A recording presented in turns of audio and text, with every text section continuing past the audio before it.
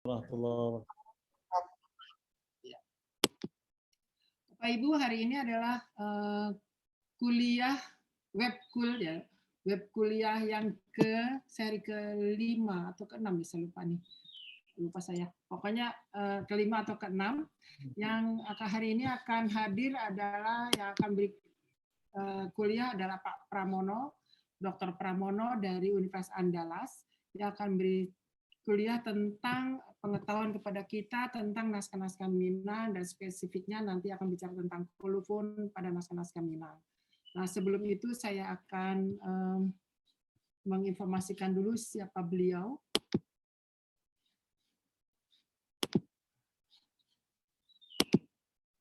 Ini adalah biodata Pak Pramono. Saya bacakan secara singkat, tidak semuanya saya kutip karena terlalu panjang, nanti habis waktu saya untuk baca. Pak Pram ceramahnya sedikit.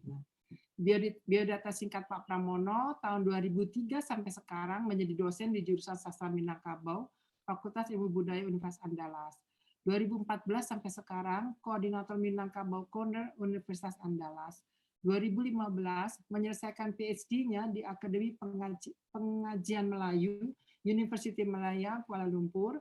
Judul disertasinya Wacana Maulid Nabi di Minangkabau, kajian terhadap dinamikanya melalui naskah-naskah karya ulama tempatan. 2020 sampai sekarang Kepala UPT Kearsipan Universitas Andalas.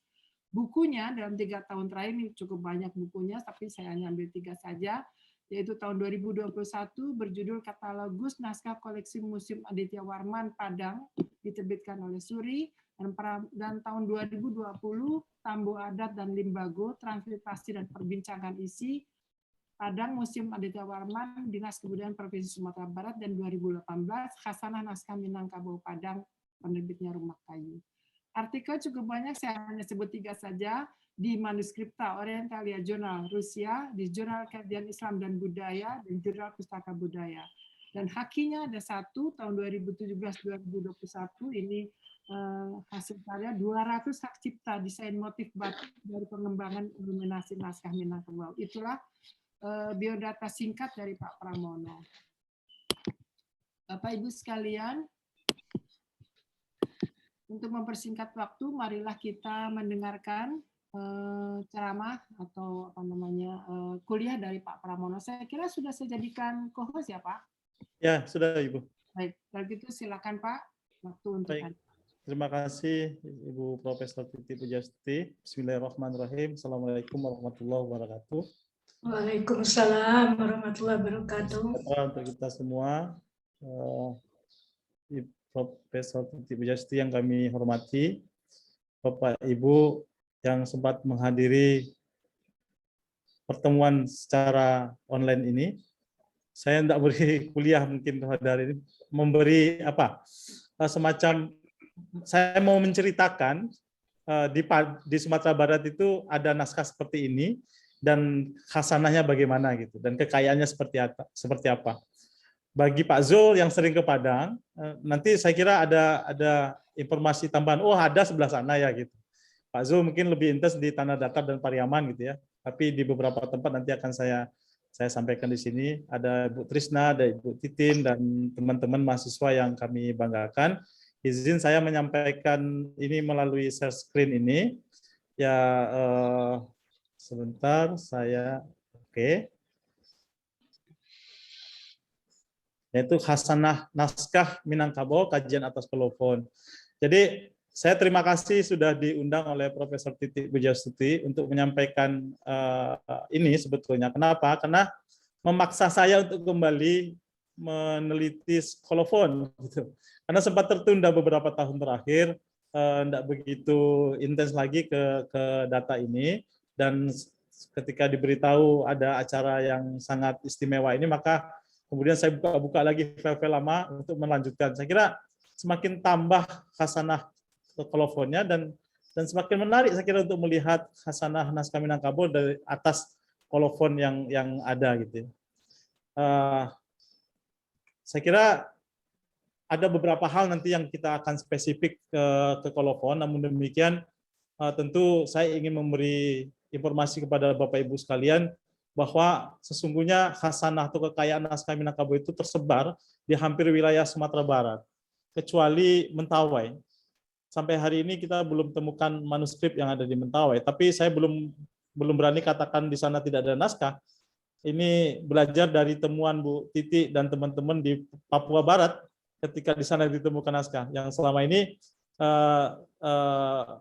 agak aneh kalau misalnya di Papua itu ada naskah, tapi ternyata ditemukan.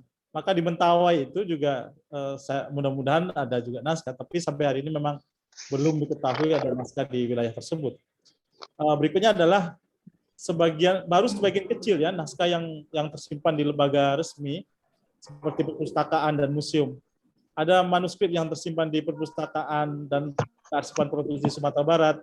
Ada manuskrip kurang lebih 90 manuskrip yang tersimpan di Museum Adityawarman Sumatera Barat. Ada juga manuskrip yang tersimpan di ruang Minangkabau Corner yang saya kelola di Universitas Andalas, ada 20-an, dan ada lebih dari 60-an manuskrip tersimpan di Fakultas Ilmu Budaya Universitas Andalas di ruang filologi, dan beberapa naskah di Fakultas Adab dan Humaniora UIN Imam Bonjol misalnya, dan tentu ada di, seingat saya di Dinas Perpustakaan dan kearsipan di beberapa kabupaten kota. Kalau tidak ada 1-2 biasanya tersimpan manuskrip di sana. Dan sebagian besar dari manuskrip yang ditemukan atau khasanah naskah yang ditemukan itu dimiliki secara pribadi dan kaum, terutama yang tersimpan di surau-surau tua atau surau-surau tarekat serta rumah gadang. Dan ada juga ditemukan yang dimiliki secara perseorangan, tidak di surau, tidak di rumah gadang, tapi di rumah-rumah pribadi. Nanti kita akan lihat ketiga-tiganya dari khasanah naskah yang ada di Minangkabau. Nah, kalau kita lihat persebarannya seperti ini, Bapak Ibu, di Kabupaten Sijunjung inilah yang kemudian menempati satu daerah yang memiliki koleksi manuskrip yang cukup banyak, hampir 26% ya, 26% disusul oleh Padang Pariaman. Nah, yang ini yang menarik karena selama ini peneliti sejarah itu lebih banyak atau lebih dominan meneliti dinamika Islam yang ada di Padang Pariaman. Tetapi dalam aspek dunia penaskahan justru lebih banyak naskah yang ditemukan di wilayah Sijunjung. Artinya apa? Artinya bahwa temuan manuskrip yang di lapangan di Sijunjung ini memberi informasi baru kepada peneliti, terutama di bidang sejarah dan keislaman, bahwa Sijunjung merupakan salah satu wilayah penting dalam aspek tradisi atau dinamika perjalanan Islam yang ada di Minangkabau. Yang dengan demikian tentu saja ini menampilkan data yang saya kira harus menjadi perhatian para peneliti untuk memfokuskan, tidak hanya terfokus pada wilayah Padang Pariaman, tetapi juga ke wilayah-wilayah lain yang juga terdapat koleksi atau khasanah manuskrip.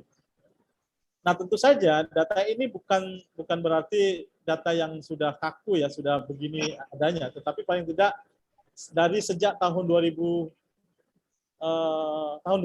ya, sejak 20 tahun yang lalu kita melakukan penelusuran koleksi manuskrip di beberapa wilayah di Sumatera Barat.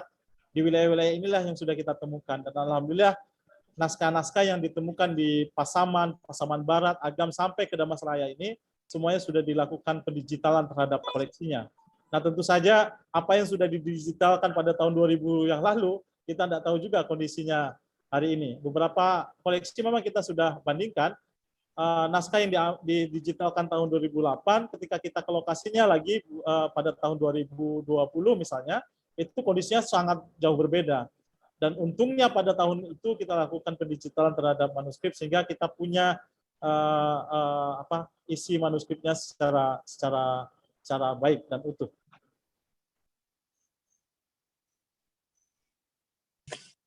Nah, di antara tempat-tempat keberadaan manuskrip yang ada di Minangkabau, surau ini menjadi tempat yang penting dalam konteks tidak hanya tempat penyimpanan manuskrip, tapi sesungguhnya surau menjadi tempat penulisan dan penyalinan naskah yang ada di Minangkabau. Persebaran naskah yang berada di surau, surau dengan surau yang lain, yang meliputi seluruh wilayah Sumatera Barat, ini sesungguhnya dapat ditelusuri melalui silsilah guru berguru. Nah, ini kemudian pentingnya kolofon ya, pentingnya kolofon untuk melihat bagaimana persebaran hasanah naskah yang ada di wilayah Sumatera Barat. Dan menariknya adalah masing-masing skriptorium itu memiliki kekhasan baik dalam hal jumlah naskah maupun keragaman kandungan isinya. Dari mana kita ketahui, lagi-lagi kita bisa mengetahuinya kekhasan ini melalui kolofon yang terdapat atau yang terkandung di dalam manuskrip tersebut. Nah, saya tentu tidak akan membacakan satu persatu persebaran naskah dan jumlah di masing-masing tempat, karena bahan ini nanti akan diberikan kepada Bapak Ibu.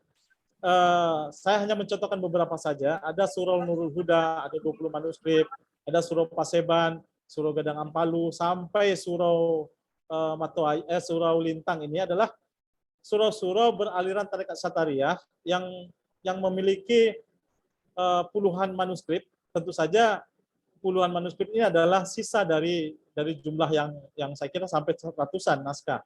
Karena hilang, rusak dan segala macam, akhirnya kita bisa temui sisanya ada yang 25, ada yang 5, ada yang 17 dan sebagainya. Dan berikutnya adalah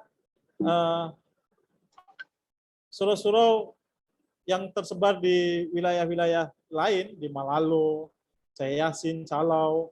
Surau Calau misalnya nomor 19 ini jumlahnya cukup signifikan, yaitu 19 manuskrip. Dan Surau Simawang yang jumlahnya 88 manuskrip. Ini surau-surau penting yang saya akan tunjukkan kepada Bapak Ibu sekalian, keberadaan surau ini dan keragaman manuskrip atau naskah yang tersimpan di kedua surau yang kita sebutkan tadi. Nah, ini yang terakhir tentu saja rumah gadang, ya, rumah gadang, tempat-tempat yang kita sebutkan tadi sebagai tempat-tempat yang kepemilikannya secara perseorangan. Dan seluruh naskah yang saya sebutkan dalam tabel ini atau dalam daftar ini, alhamdulillah sudah didigitalkan dan beberapa di antaranya sebagian besar sudah bisa dilakukan aksesnya secara daring. Bapak Ibu, contoh yaitu Surau Tarekat Satariyah. Ini surau penting dalam konteks Surau Tarekat Satariyah, Surau Pondok Kete. Surau Pondok Kete ini Bapak Ibu, kalau kita kunjungi Padang Pariaman, kita tidak menemukan lagi bangunan ini. Bangunan ini adalah bangunan cagar budaya, cuman tidak tahu bagaimana prosesnya sehingga diruntuhkan dan digantikan oleh bangunan yang sangat megah. Dan tetap saja namanya Surau Pondok Kete. Dulu di dalam bangunan ini terdapat puluhan yang kondisinya cukup memprihatinkan, dan kita lakukan beberapa upaya melakukan pembersihan dan segala macam. Dan ini sudah didigitalkan oleh Kementerian Agama melalui kegiatan di lektur keagamaan, dan saya kira sebagian besar koleksi naskah di Surau Pondok Kete ini bisa diakses secara daring melalui website lektur keagamaan.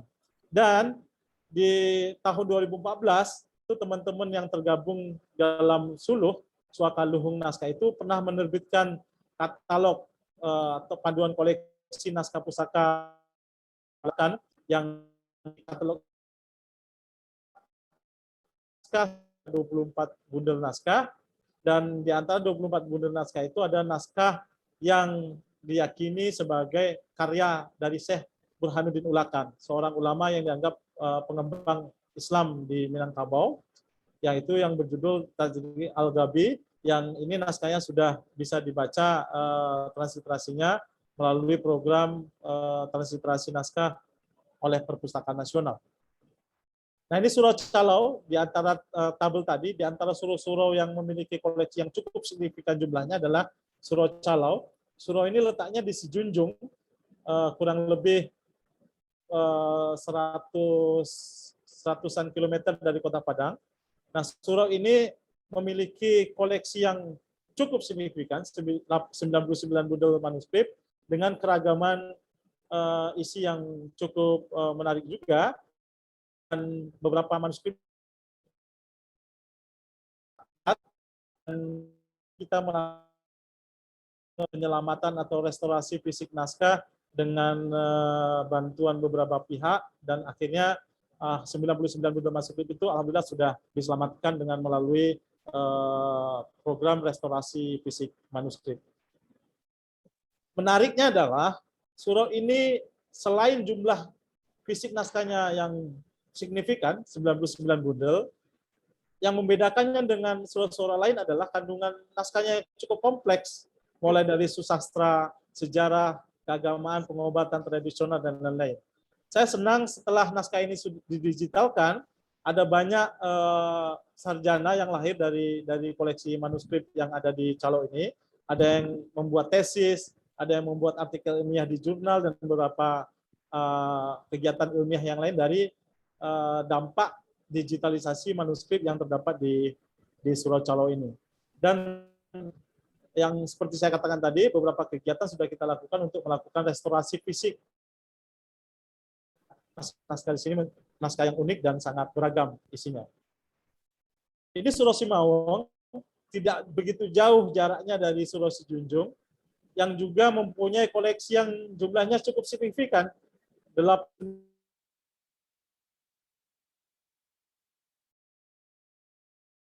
Dilakukan hanya dengan program DREAMS, sehingga saya tahun 2018, dan seluruhnya saya kira sudah bisa diunduh ya di website DREAMS.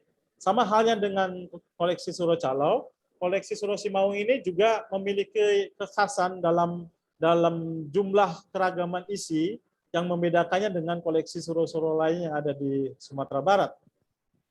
Dan sayangnya ada banyak naskah yang juga sudah rusak yang ada di surau ini, tetapi beberapa dari sebagian besar naskah-naskah ini juga sudah kita lakukan pembersihan dan penyelamatan terhadap naskah-naskah yang tersimpan di Surau Simawong. Bapak Ibu, Simawong itu bahasa Indonesianya kepayang ya. Jadi ada namanya mabuk kepayang, itu ada sejenis buah namanya buah Simawong. Inilah dinamakan menjadi Surau Simawong. Nah, nama-nama ini kemudian menjadi penting dalam konteks khasanah naskah Minangkabau. Kenapa penting? Hampir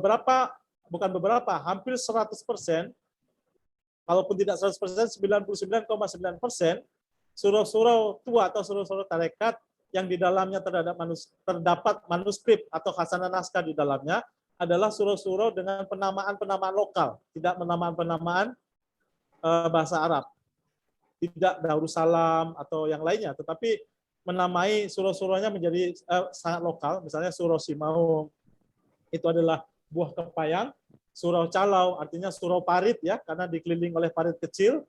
Ada namanya Surau Matwayi Pakandangan, ada Surau Taiso gitu ya, dan beberapa nama-nama surau yang sangat lokal yang kemudian menjadi ciri utama dari tempat-tempat atau surau-surau tarekat yang di dalamnya terkandung atau menyimpan khasanah naskah yang kita lihat dalam beberapa tampilan tadi.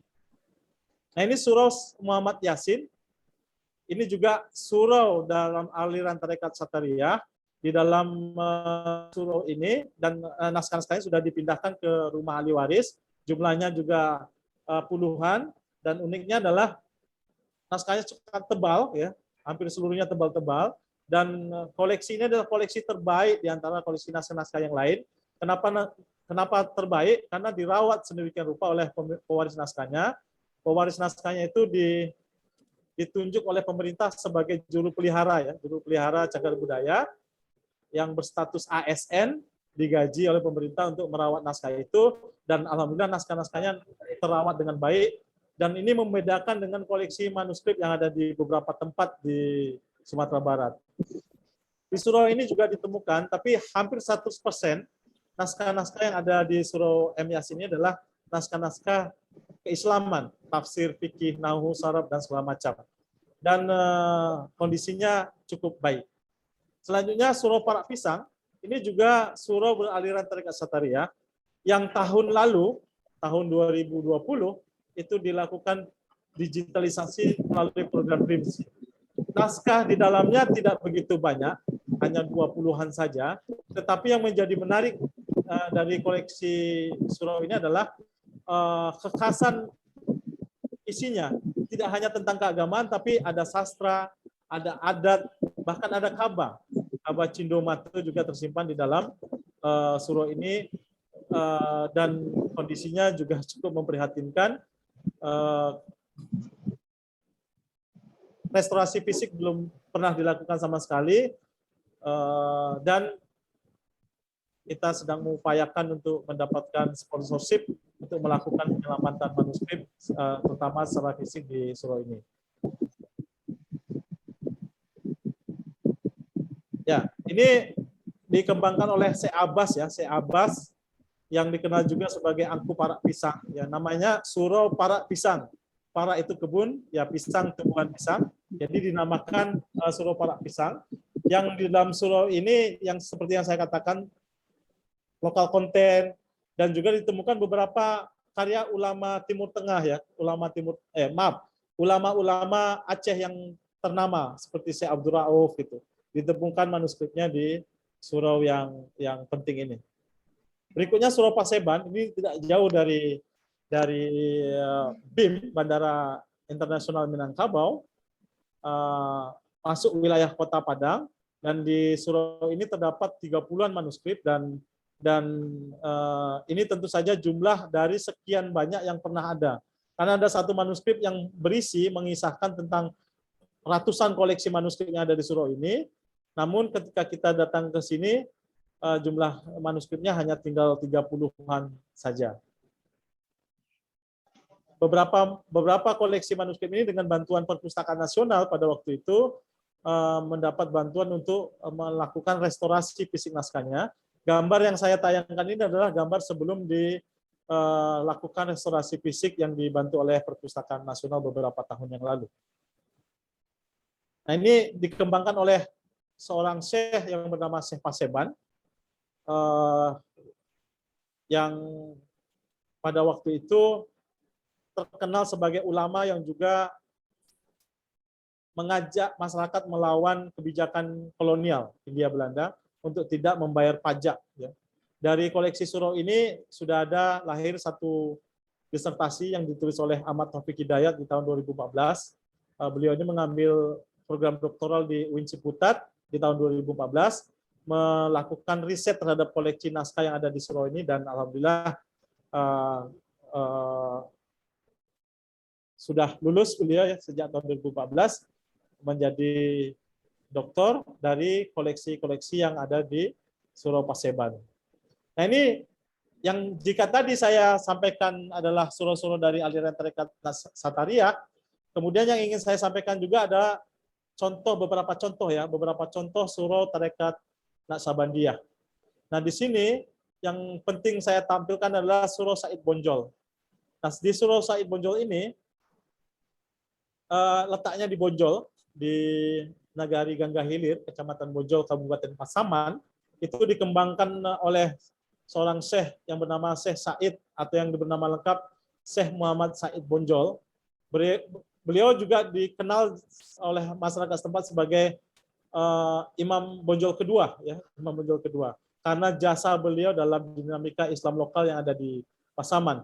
Nah, di surau ini kita temukan 20-an manuskrip, di antaranya manuskrip-manuskrip dengan lokal konten, terutama manuskrip ijazah, syair, dan pengobatan tradisional. Ini Surau Latiah, ya.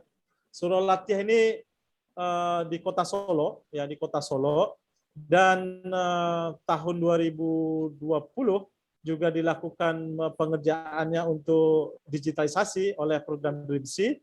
Ada 40-an manuskrip di surau ini yang juga penting, ya, saya kira nanti kita akan tunjukkan beberapa bentuk kolofonnya yang menginformasikan banyak hal terkait koleksi yang ada di Surau Latiah ini. Dan yang berikutnya adalah salah satu contoh hasanah naskah yang terdapat di Rumah Gadang. Satu koleksi penting di antara rumah gadang yang memiliki koleksi manuskrip adalah Rumah Gadang Mandi Rubiah. Kenapa penting? Karena di sini tersimpan manuskrip yang jumlahnya juga cukup signifikan. Belum pernah dilakukan pendigitalan terhadapnya, dan kita sedang mengupayakan sebetulnya untuk mendapat akses supaya naskah-naskah koleksi Rumah Gadang Mandi Rubiah ini boleh didigitalkan. di antara koleksi yang menarik yang sudah dilakukan pengembangan oleh pemerintah daerah itu adalah menjadikan iluminasi naskah koleksi Rumah Gadang Mandiri Rubiah ini menjadi desain motif batik yang hari ini digunakan oleh pakaian harian ASN di Kabupaten Pesisir Selatan, dan beberapa event fashion beberapa kali memenangkan lomba-lomba event fashion yang ada di dalam dan maupun di luar negeri. Dan tentu saja ini bagian pengembangan yang patut dilakukan juga di tempat-tempat lain yang juga terdapat khasanah iluminasi yang ada di naskah-naskahnya. Nah, ini gambar sekarang. Kalau yang tadi yang ingin saya tunjukkan adalah gambar ketika naskah ini saya temukan. Saya nggak ingat persis ya, tahun 2005 atau 2008 gitu, saya nggak tahu ingat. Tapi ketika saya kunjungi lagi kemarin, ketika saya survei gitu ya, untuk keperluan agar mendapatkan akses supaya bisa dilakukan digital naskah ini, bangunannya sudah berubah seperti ini. Saya tidak tahu juga bagaimana proses merubah bangunan cagar budaya sehingga bisa menjadi seperti ini. Tapi paling tidak ini terjadi di lapangan. Kita kunjungi ini beberapa bulan yang lalu ya, bulan yang lalu, dan bangunannya bentuknya sudah seperti ini.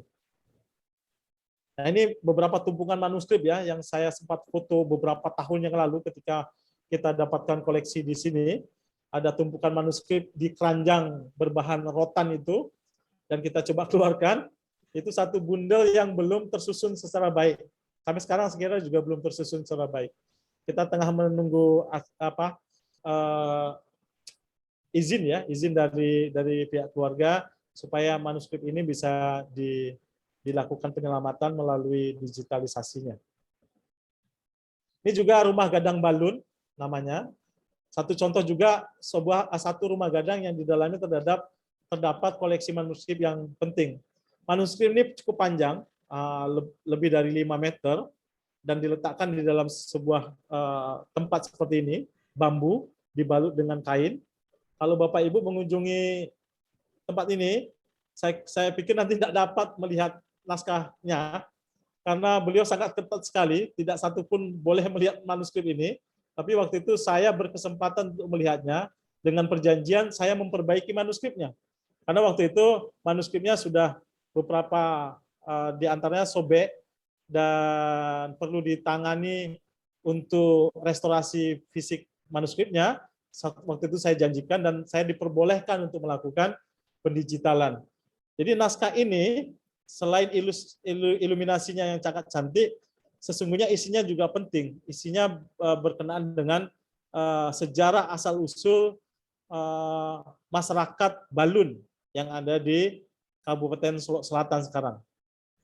Kalau dari Padang kira-kira 4 jam perjalanan ya, 4 jam perjalanan sampai ke Rumah Gadang ini. Nah, ini satu lagi, Rumah Gadang Padang Laweh. Nah, ini informasi yang menyakitkan saya dapatkan di Rumah Gadang ini, karena waktu itu ketika saya datang, Raja Tuanku Sultan Alif, waktu itu gelar rajanya di sana, mengatakan kepada kami bahwa kami datang terlambat. Kalau datang satu hari sebelumnya katanya akan bisa melihat manuskrip yang begitu banyak. Karena waktu itu mereka melakukan pembersihan Rumah Gadang dan dianggap itu adalah sampah dan dibakar gitu ya, dibakar. Karena kalau tidak dibakar, karena khawatir kalau dibuang akan terinjak, karena katanya bertulisan Arab. Kalau bertulisan Arab itu kalau dibuang begitu saja nanti terinjak, maka dibakar. Dan memang koleksinya hanya satu gitu ya.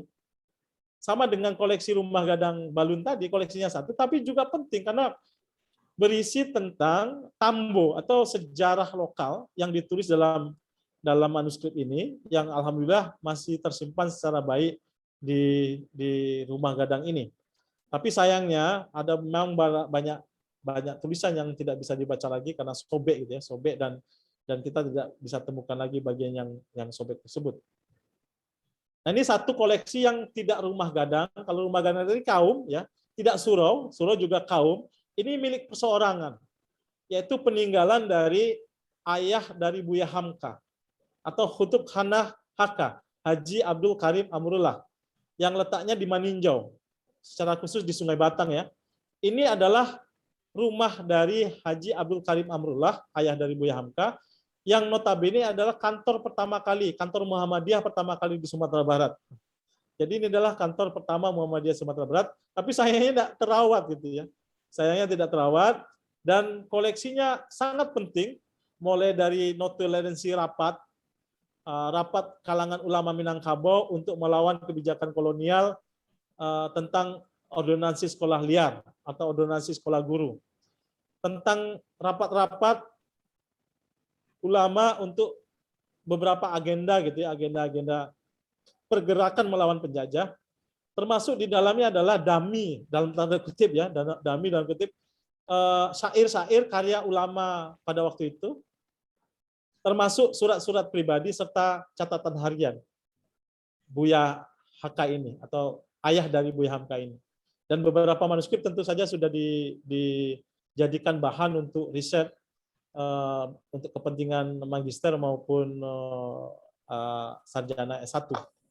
Dan beberapa manuskrip di sini saat ini sedang kami selamatkan ya, karena kondisinya cukup memprihatinkan. Tidak begitu dirawat dengan baik sehingga proses kerusakan manuskripnya berlangsung cukup cepat sekali. Nah, kondisi naskah yang di antara yang saya tampilkan tadi adalah beberapa contoh di antara puluhan tempat-tempat yang di dalamnya terdapat khasanah manuskrip Minangkabau. Kondisinya ya sama, hampir semuanya sama. Memang ada yang baik, tapi kondisinya tidak begitu banyak. Yang agak rusak, jumlahnya cukup signifikan. Yang rusak dan rusak berat juga lumayan banyak. Ya banyak faktor ya yang menyebabkan naskah-naskah itu rusak, karena usia naskah, iklim, cuaca. Ada karena rusak karena faktor bencana alam, misalnya banjir. Ada juga gempa ya, gempa yang menyebabkan bangunan tidak begitu kokoh lagi atau bocor, sehingga naskah ketika hujan lebat tertetes air dan segala macam. Ada juga yang paling banyak itu adalah naskah rusak karena faktor biologis ini. Ada rayap, jamur yang kemudian ini mempercepat proses kerusakan naskah yang ada di lapangan. Kita akan lihat Bapak Ibu tampilannya beberapa saja kondisi manuskrip yang rusak itu. Ada yang tinta mengembang, ada yang tertumpuk dengan benda lain, ada naskah lembab. Dan ini sangat jamak kita temukan nanti di beberapa tempat koleksi naskah yang ada di Sumatera Barat. Nah, kalau naskah-naskah seperti ini tentu saja naskah yang tidak bisa diselamatkan sama sekali, ya tidak bisa. Dan banyak tempat yang kita temukan seperti ini di Sumatera Barat. Dan kita menyesal melihatnya. Nah, juga naskah-naskah yang seperti ini sudah lepas dari jilidan, dia tertumpuk begitu saja. Tugas kita sangat memakan waktu yang cukup lama, karena harus menyatukan sesuai dengan urutannya dan segala macam, sehingga dia menjadi satu bundel utuh lagi, atau paling tidak satu bagian dengan teks yang sama, yang ini memakan waktu yang tidak sedikit. Ya, ini juga naskah yang sama dengan tadi, lepas dari jilidan. Nah, di antara khasanah naskah yang banyak dan beragam tadi, beberapa yang khas tentu bisa ditemukan dalam koleksi atau khasanah naskah Minangkabau. Di antaranya adalah yang berkenaan dengan surat, ya, surat. Ini salah satu surat ulama di antara puluhan surat-surat ulama yang ada di Minangkabau.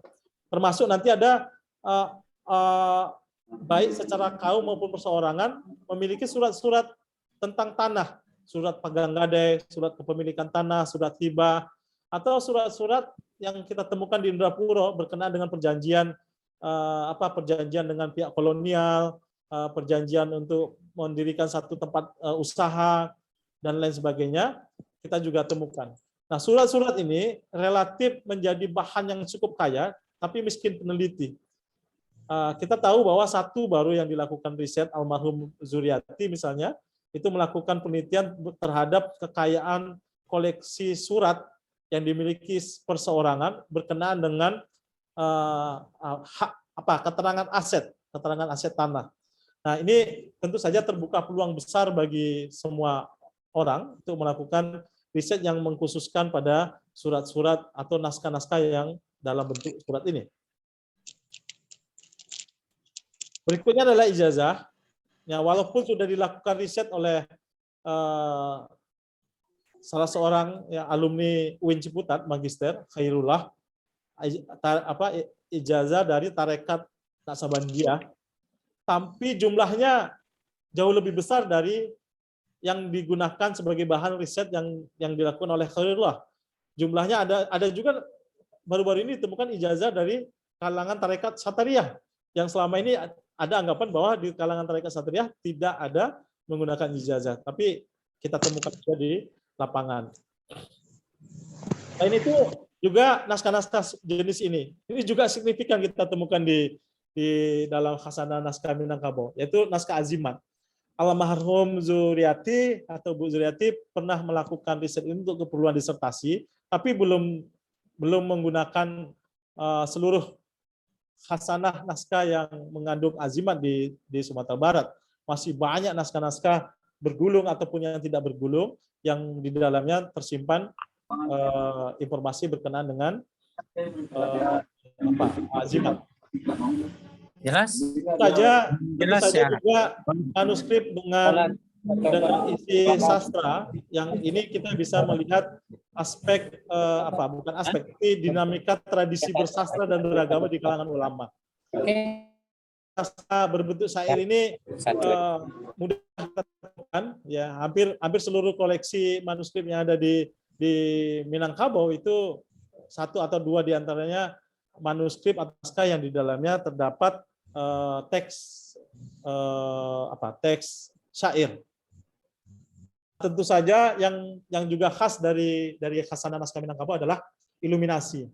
Yang saya tampilkan ini adalah manuskrip khutbah Idul Fitri dan Idul Adha yang panjangnya 6 meter 30 cm, koleksi surau Matawayangan dengan iluminasi yang sangat beragam dan tentu saja menurut saya indah sekali. Dan ini beberapa waktu yang lalu kita pamerkan di Universitas Andalas, dan naskah-naskah khutbah bentuk ini ada sekitar puluhan. Kita temukan juga yang sama panjangnya, ini koleksi masyarakat di Kabupaten Solo, juga di dalamnya terdapat iluminasi yang cukup menarik, dan beberapa manuskrip yang sama yang berpanjang yang beberapa waktu yang lalu kita lakukan fisiknya, yaitu koleksi Surau Calau di Sejunjung. Isinya tentang khutbah, yang di ujung dan bagian bawah serta sampingnya terdapat iluminasi yang sangat beragam. Ini juga koleksi dari Surau Calau, naskah khutbah juga. Baru-baru ini saya mendapat informasi ada di wilayah Setiung, Damasraya, ada terdapat 2 atau 3 ya, seingat saya, naskah juga yang berbentuk ini dengan tentu saja yang berbeda iluminasinya. Nah, ini juga beberapa iluminasi yang terdapat di naskah-naskah seperti Al-Quran, dan jumlahnya cukup lumayan banyak, dan alhamdulillah sudah digitalkan, dan saat ini sedang dilakukan pengembangan terhadap iluminasi yang terdapat di naskah-naskah Minangkabau. Nah, kita masuk ke kolofon, Bapak Ibu. Jadi informasi atau kajian berkenaan dengan kolofon ini sebetulnya menjadi tantangan besar kita. Pancingan Pak Hongri saya kira belum mendapat ikan sampai sekarang. Ya, beliau pernah mengatakan ini di satu forum simposium Manasa ya di Ciputat waktu itu tahun 2004, dan ditulis pada tahun 2006 di Jurnal Indonesia and the Malay World kalau nggak salah ya. Dan tentu ini harus bukan harus, saya sendiri juga harus kembali serius untuk melakukan riset terhadap kolofon ini, karena dari kolofon itu setidaknya menurut Hongri ini adalah kita bisa mengetahui tentang karangan asli dan karangan penyalinan dan proses penyalinannya, baik itu meliputi tempat, kepengarangan, motivasi penulisan dan segala macam. Dan tentu apa yang dikatakan Hongri ini kita temukan juga di dalam khasanah manuskrip yang ada di Minangkabau. Kita lihat misalnya naskah ini, naskah melalui satu naskah yang terdapat kolofon. Paling tidak dari kolofon ini kita bisa dengan cepat menentukan langkah awal untuk menentukan naskah tertua dan termuda dengan cepat. Selama ini kan tidak bisa dijawab pertanyaan, naskah Minangkabau yang tertua itu tahun berapa? Yang termuda itu tahun berapa? Dari kolofon ini kita bisa katakan sejauh penelusuran yang dilakukan, terutama sejak tahun 2000 itu ya, 20 tahun itu, kita sudah membaca ratusan naskah itu, ratusan naskah yang di dalamnya terdapat kolofon. Nah, naskah inilah naskah yang paling tua. Naskah yang ditulis pada 1012 dari Hijriah Nabi. Jadi tahun 1012 Hijriah. Kalau kita konversikan dalam masih ya 1603 kira-kira begitu ya. Artinya kita bisa jawab pertanyaan naskah Minangkabau yang tertua itu tahun berapa gitu. Itu naskah yang disalin pada abad atau awal abad ke-17. Nah, selama ini tidak terjawab. Ada pertanyaan tahun berapa atau naskah apa yang paling tua yang ada di Minangkabau. Melalui kolofon ini tentu kita bisa mendapatkan langkah atau informasi awal untuk menyatakan atau menentukan naskah Minangkabau yang paling tua dan mana naskah yang paling muda. Kalau ini adalah informasi tentang naskah yang paling tua, yaitu tahun 1603, maka dari kolofon juga kita bisa tentukan naskah yang muda. Naskah yang muda itu kita temukan ditulis pada 1992. Ya, walaupun batasan naskah kemudian ada Undang-Undang Perpustakaan 50 tahun usianya, tapi paling tidak batasan tahun ini saya kira tidak begitu relevan untuk dinamika penyalinan dan penulisan naskah Melayu ya. Jadi naskah Minangkabau itu yaitu sejarah Syekh Burhanuddin itu kita temukan disalin pada tahun 1992. Jadi kalau yang paling tua disalin pada 1603, yang paling muda itu bisa kita temukan yang ditulis pada tahun 1992 misalnya.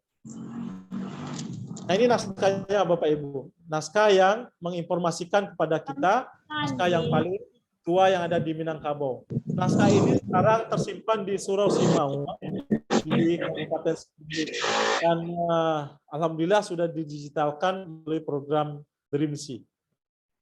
Kemudian dari kolofon yang ada yang terkandung di dalam Khasanah Naskah Minangkabau, kita bisa menampilkan atau bukan menampilkan tapi menginformasikan kepada kita tentang peristiwa kesejarahan yang barangkali tidak atau belum tercatat di dokumen-dokumen lain. Misalnya ada satu manuskrip di juga koleksi Surau Simau berbunyi telah disalin sebuah kitab pada hari Jumat bulan Muharram fi baladi di negeri ya. Cupak pada masa terbakar negeri Batu Banyak dan Limau Lunggo setengah daripada kota itu. Jadi naskah ini kan konon menurut catatan ini dicatat pada peristiwa wilayah Batu Banyak dan Limau Lunggo ini terbakar ya, terbakar. Dan di akhir manuskripnya ditulis tamatlah kitab ini pada waktu duha bla bla bla sampai peristiwa bagaimana huru-hara di negeri Kubung Tigo Baleh ini karena orang kompeni masuk di wilayah itu serta Tuan Kurikin dan Dibatipuh pada masa itu turun dari padang ke dalam negeri Kubung itu jua adanya. Jadi salah satu contoh bagaimana kolofon bisa menginformasikan kepada kita peristiwa sejarah yang penting untuk melihat konteks sejarah naskahnya juga ya, sejarah naskahnya kapan disalin atau dibuat, tapi paling tidak kita bisa mendapatkan informasi lain daripada sejarah naskah itu adalah peristiwa sejarah di luar dari manuskrip tersebut. Yang berikutnya adalah menginformasikan kepemilikan naskah. Nah, ini sangat lazim kita temukan Bapak Ibu di dalam naskah-naskah ini, dalam kolofon-kolofon ini. Yang pertama, kita temukan satu manuskrip yang menginformasikan tentang kepemilikan naskah. Dan punya ini buku anak orang Sumani berselamatan tinggal mengaji di Padang Japang, di Suro Gadang adanya Jamaluddin. Atau keterangan yang lain, dia juga yang punya, tapi di naskah yang lain, yang punya ini buku anak orang Sumani beralih sekarang berselamat mengaji di Padang Japang, di Suro Gadang Jamaluddin bin Nuh. Jadi informasi-informasi terhadap kepemilikan naskah ini yang sangat banyak ditemukan di dalam naskah-naskah Minangkabau. Atau satu naskah yang mencatat surat kitab saya yang bergelar Fakih Bandaharu di dalam tangan si Ramat 1, di dalam tangan Tuanku Khatib 1. Nah, kita ketemu yang satunya. Berarti yang satunya masih di yang lain. Kalau kita bertemu yang satunya, kita bisa melakukan korespondensi informasi kolofon ini. Bahwa yang disebutkan satu ini yang sudah ditemukan, dan yang satu yang mudah-mudahan akan ditemukan gitu ya. Kita bisa menghubungkannya bahwa naskah ini disalin dua ya, yang satu di tangan Ramat, yang satu lagi di tangan Tuanku Khatib. Dan ini kita bisa melihatnya dalam satu keterangan yang sangat menarik ini. Atau menginformasikan ulama Minangkabau sebagai penulis dan penyalin naskah. Kenapa ini penting? Karena ketika membaca beberapa kolofon yang menginformasikan ulama penyalin yang notabene adalah ulama Minangkabau, itu kita belum pernah bertemu dalam catatan sejarah para sejarawan yang membahas tentang keulamaan ini, sosok keulamaannya. Mohon maaf ini mestinya terminologi Arabik, jadi dia berbentuk ada banyak simbol-simbol seperti ini. Tapi paling tidak dari kolofon ini saya bisa memberikan informasi kepada Bapak Ibu semuanya bahwa yang menyalin naskah ini adalah seorang ulama Jalaluddin ya, dilahirkan di Padang Pariaman. Nah ini sosok ini belum ada rujukan informasi dari para sejarawan berkenaan dengan keulamaan dari ulama ini gitu. Dengan demikian bayangkan ya dengan situasi serba terbatas pada masa itu, alat tulis susah didapat, kertas juga mahal, kemampuan orang yang menulis dan menyalin juga jarang, sudah ada kitab yang sangat tebal itu, tentu ini menjadi ulama yang penting pada masanya. Sehingga ini menjadi informasi awal ya, informasi yang menarik untuk lebih melakukan penelusuran terhadap keulamaan yang menyalin naskah ini. Atau ada juga informasi yang terdapat di naskah di Suro Latih saya kira ya. Suro Latih atau Suro Perak Pisang. Penting naskahnya dari Solo.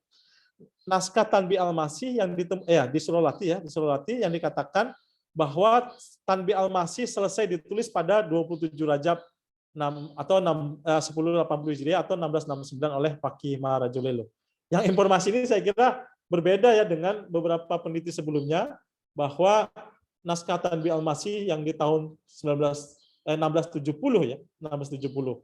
Dan ini tentu saja pertama tentang keulamaannya Fakih Maharajulelo yang selama ini juga kita tidak bisa menemukannya dalam catatan sejarawan berkenaan dengan ulama-ulama Minangkabau, tapi ini seorang ulama yang menyalin naskah Tanbi Al-Masih di tahun itu bernama Fakih Maharajulelo. Ini tentu sangat menarik.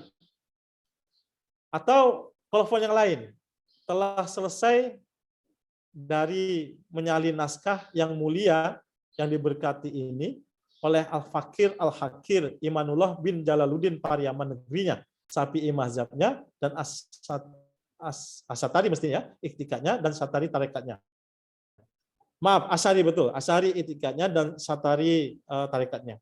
Nah ini informasi yang selain keulamaan tentu saja berkenaan dengan naskahnya sehingga kita bisa menjelaskan sejarah dari manuskrip itu. Atau yang lain pula, telah selesai dari menulis kitab ini yang dinamai Sarah pada hari Senin pada masa waktu zuhur pada 24 bulan Jumadil Akhir pada Haul Ba Hijrah Nabi 1337. Pemiliknya Fakih Al-Hakir Al-Asir Tuanku Sialahan. Ya, Sialahan mestinya, kurang N, di negeri Solo, kampung yang makmur Tabu, tempat latihan. Jadi di wilayah daerah Tabu di kota Solo, ini ada ulama namanya ulama Sialahan, Tuanku Sialahan, yang menulis. Tapi kalau Bapak Ibu menelusuri di Google atau di beberapa pustaka yang lain ya, Tuanku Sialahan atau Syekh Sialan itu paling akan menemukan tulisan saya baru yang membahas tentang Syekh Sialahan gitu. Bahwa ulama ini sangat penting ya, peninggalan manuskripnya cukup banyak, tetapi sayangnya belum ada sejarawan satupun yang pernah membahas keulamaan beliau. Saya kira karena perhatian para ulama selama ini terfokus di wilayah pantai barat ya, Padang Pariaman, 50 kota, Payakumbuh, Batu Sangkar dan segala macam. Sementara wilayah Solo, Sijunjung itu kurang mendapat perhatian. Padahal dari bukti-bukti kolofon ini kita bisa mengatakan bahwa Solo, Sijunjung penting dalam aspek dinamika intelektual Islam yang berlaku pada masa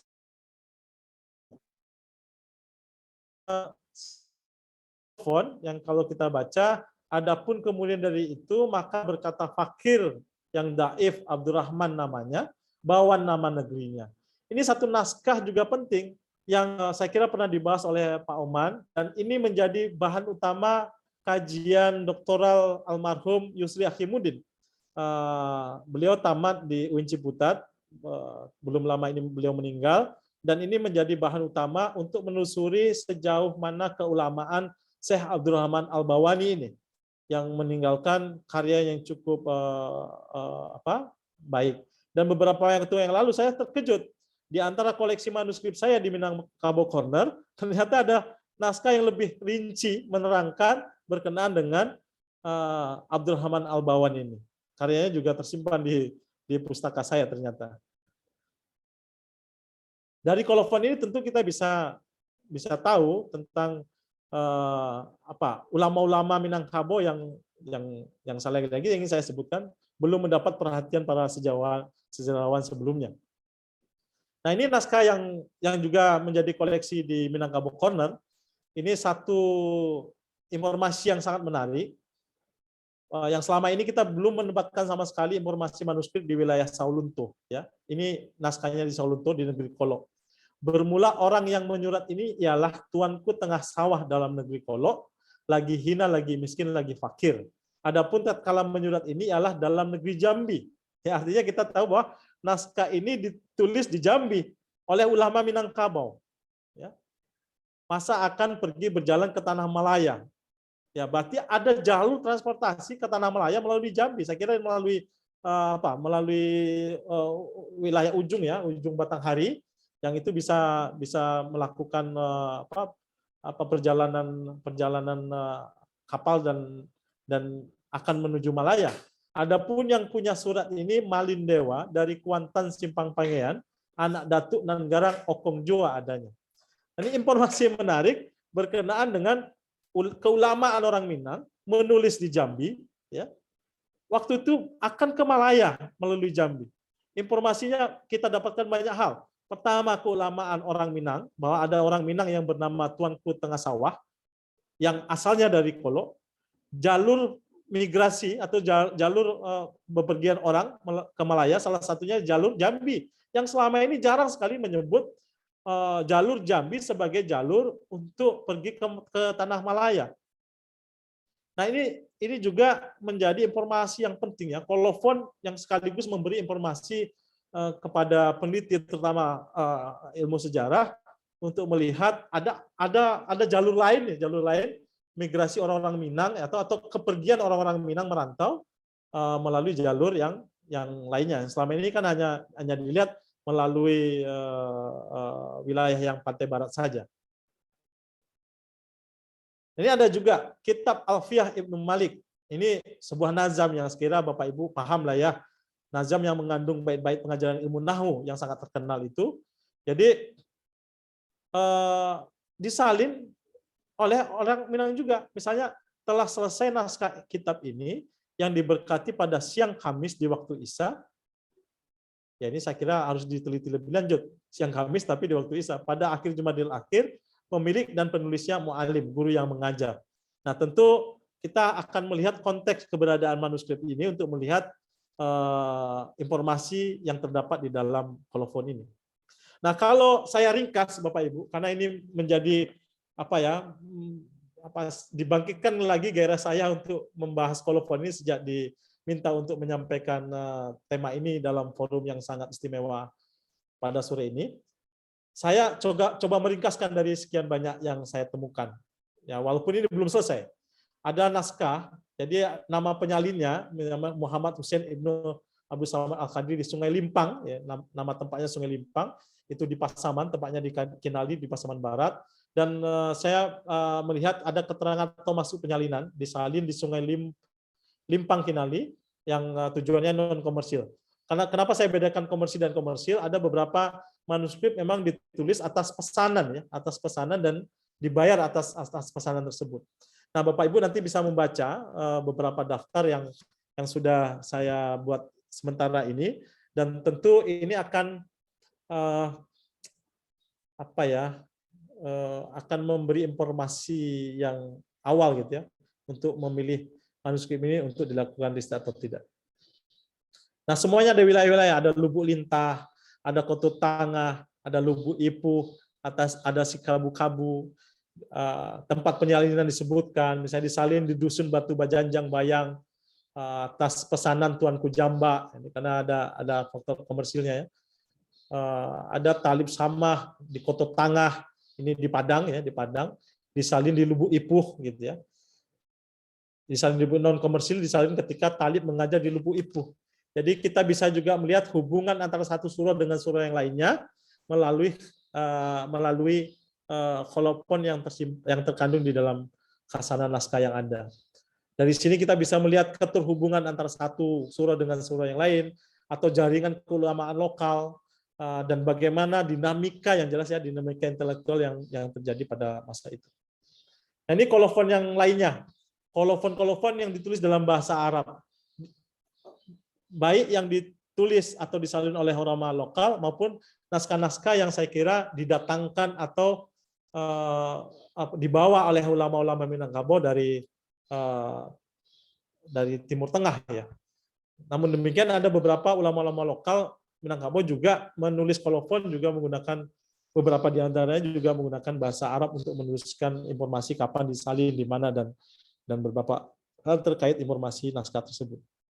Ini yang lain pula, yang ada yang mengkerucut di akhir ya, atau kalau beberapa informasi dalam artikel Hongri itu kita bisa lihat ya, bahwa ada perbedaan pendapat kolofon itu yang final paragraf gitu ya, yang terakhir yang mengkerucut. Tapi sesungguhnya naskah-naskah Minangkabau ini sama dengan tradisi keislaman, dia juga ada informasi di awal atau menggala ya, istilahnya di awal yang membahas tentang informasi naskah itu ditulis dan tujuan penulisan naskah tersebut.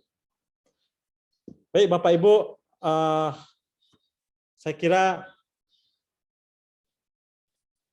saya harus menutupnya karena kita harus menyediakan waktu untuk diskusi, bahwa khasanah naskah yang berlimpah itu baik jumlah maupun kandungan isi masih sangat kaya, jadi kaya bahan, tapi sayangnya masih miskin pengkajinya, terutama teman-teman yang punya kemahiran dalam bahasa Arab, terbuka peluang sangat luas yang sangat lebar untuk mengkaji khasanah naskah Minangkabau.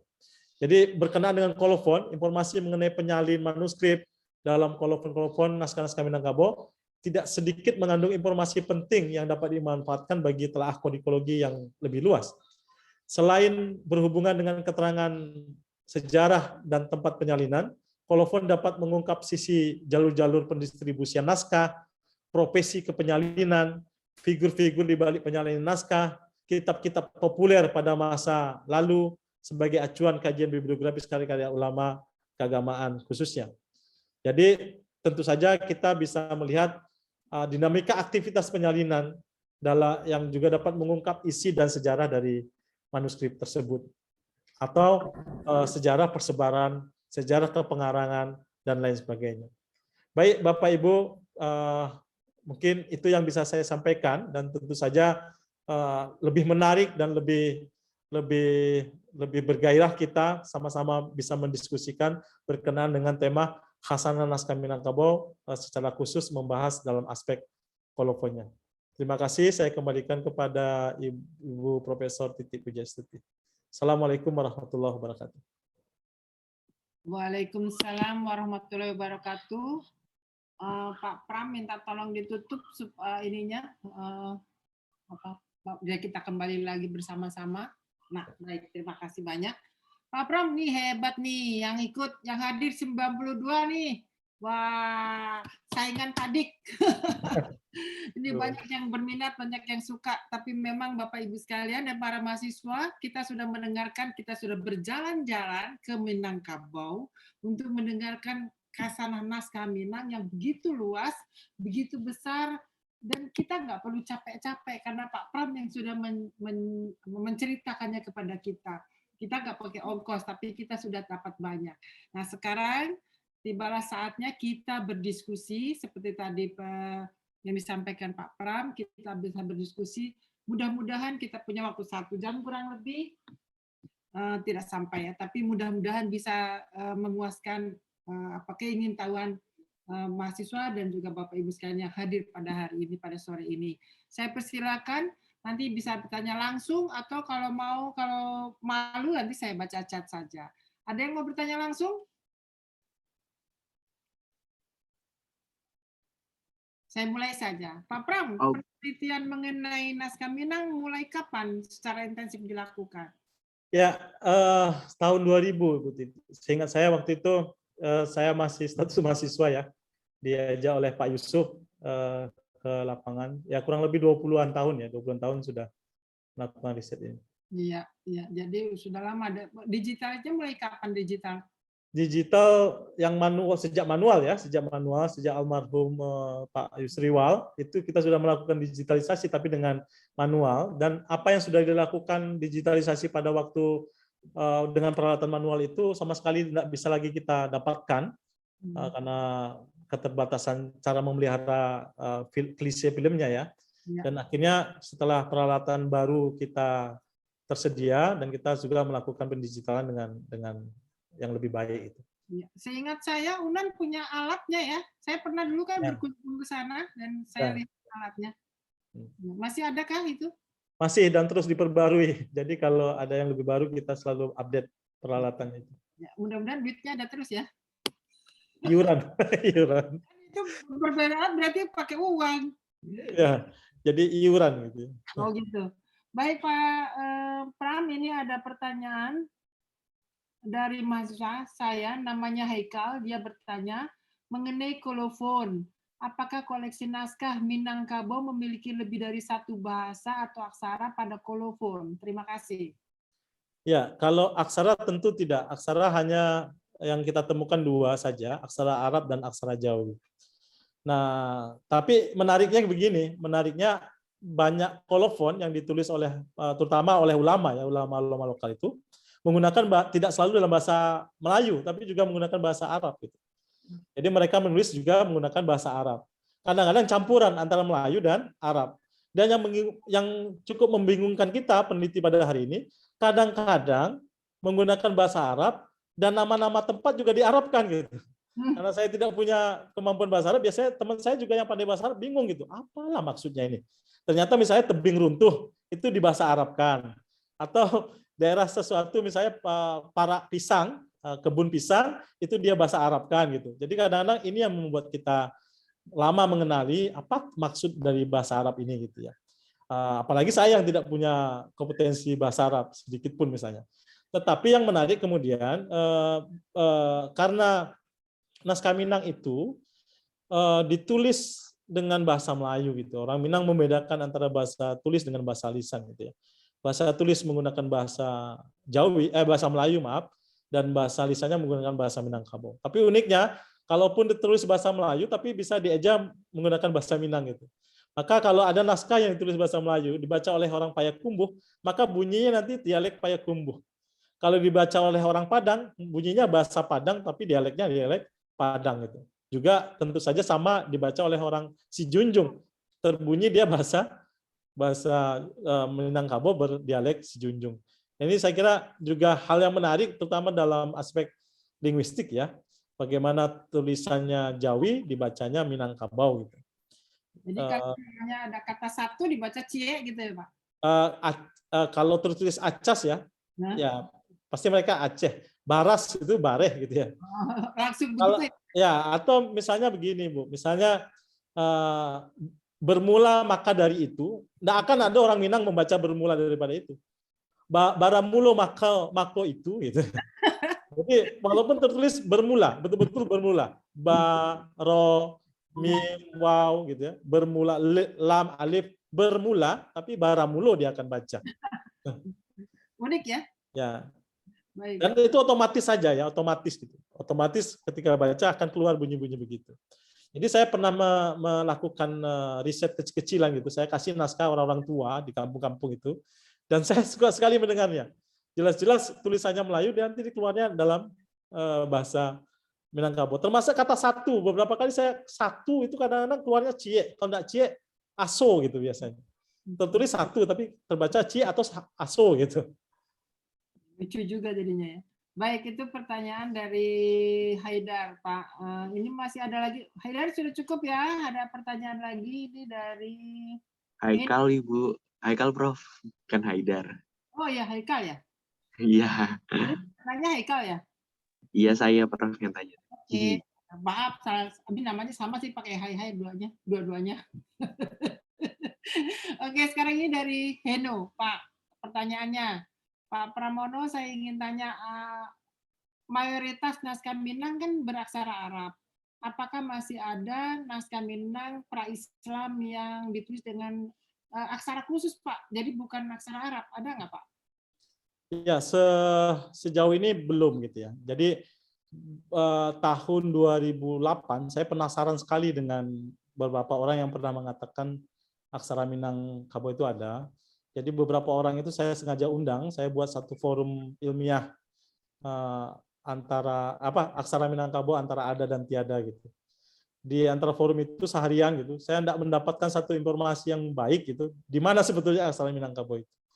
Tetapi sesungguhnya Profesor Uli Kozo sendiri dibuat bingung dengan kondisi ini. Di Kerinci ada aksara, di Bengkulu ada aksara. Dan di wilayah utara, di Sumatera Utara misalnya, itu ada aksara juga, aksara Batak. Tapi kenapa di tengah-tengah tidak ada gitu ya? Di Minangkabau itu kenapa tidak ada? Maka beliau berasumsi bahwa sesungguhnya aksara yang pusatnya itu ada di Minangkabau dan menyebar ke wilayah utara dan selatan di Kerinci dan segala macam. Tapi kemudian ini menjadi menjadi tantangan bagi kita juga atas asumsi ini, karena sampai hari ini kita belum temukan gitu semacam manuskrip ataupun inskripsi ya yang ditulis dengan menggunakan aksara Minangkabau. Adapun kemudian misalnya menhir di wilayah 50 kota yang konon juga ada aksara Minangkabau, tapi kita juga tidak temukan aksara Minangkabau yang seperti apa yang dimaksud oleh orang-orang yang pernah menyebutkan sebagai aksara Minangkabau. Kalau teman-teman, Bapak Ibu mengunjungi Museum Aditya Warman, itu di salah satu ruangannya di dinding itu ada terpajang abjad aksara Minangkabau.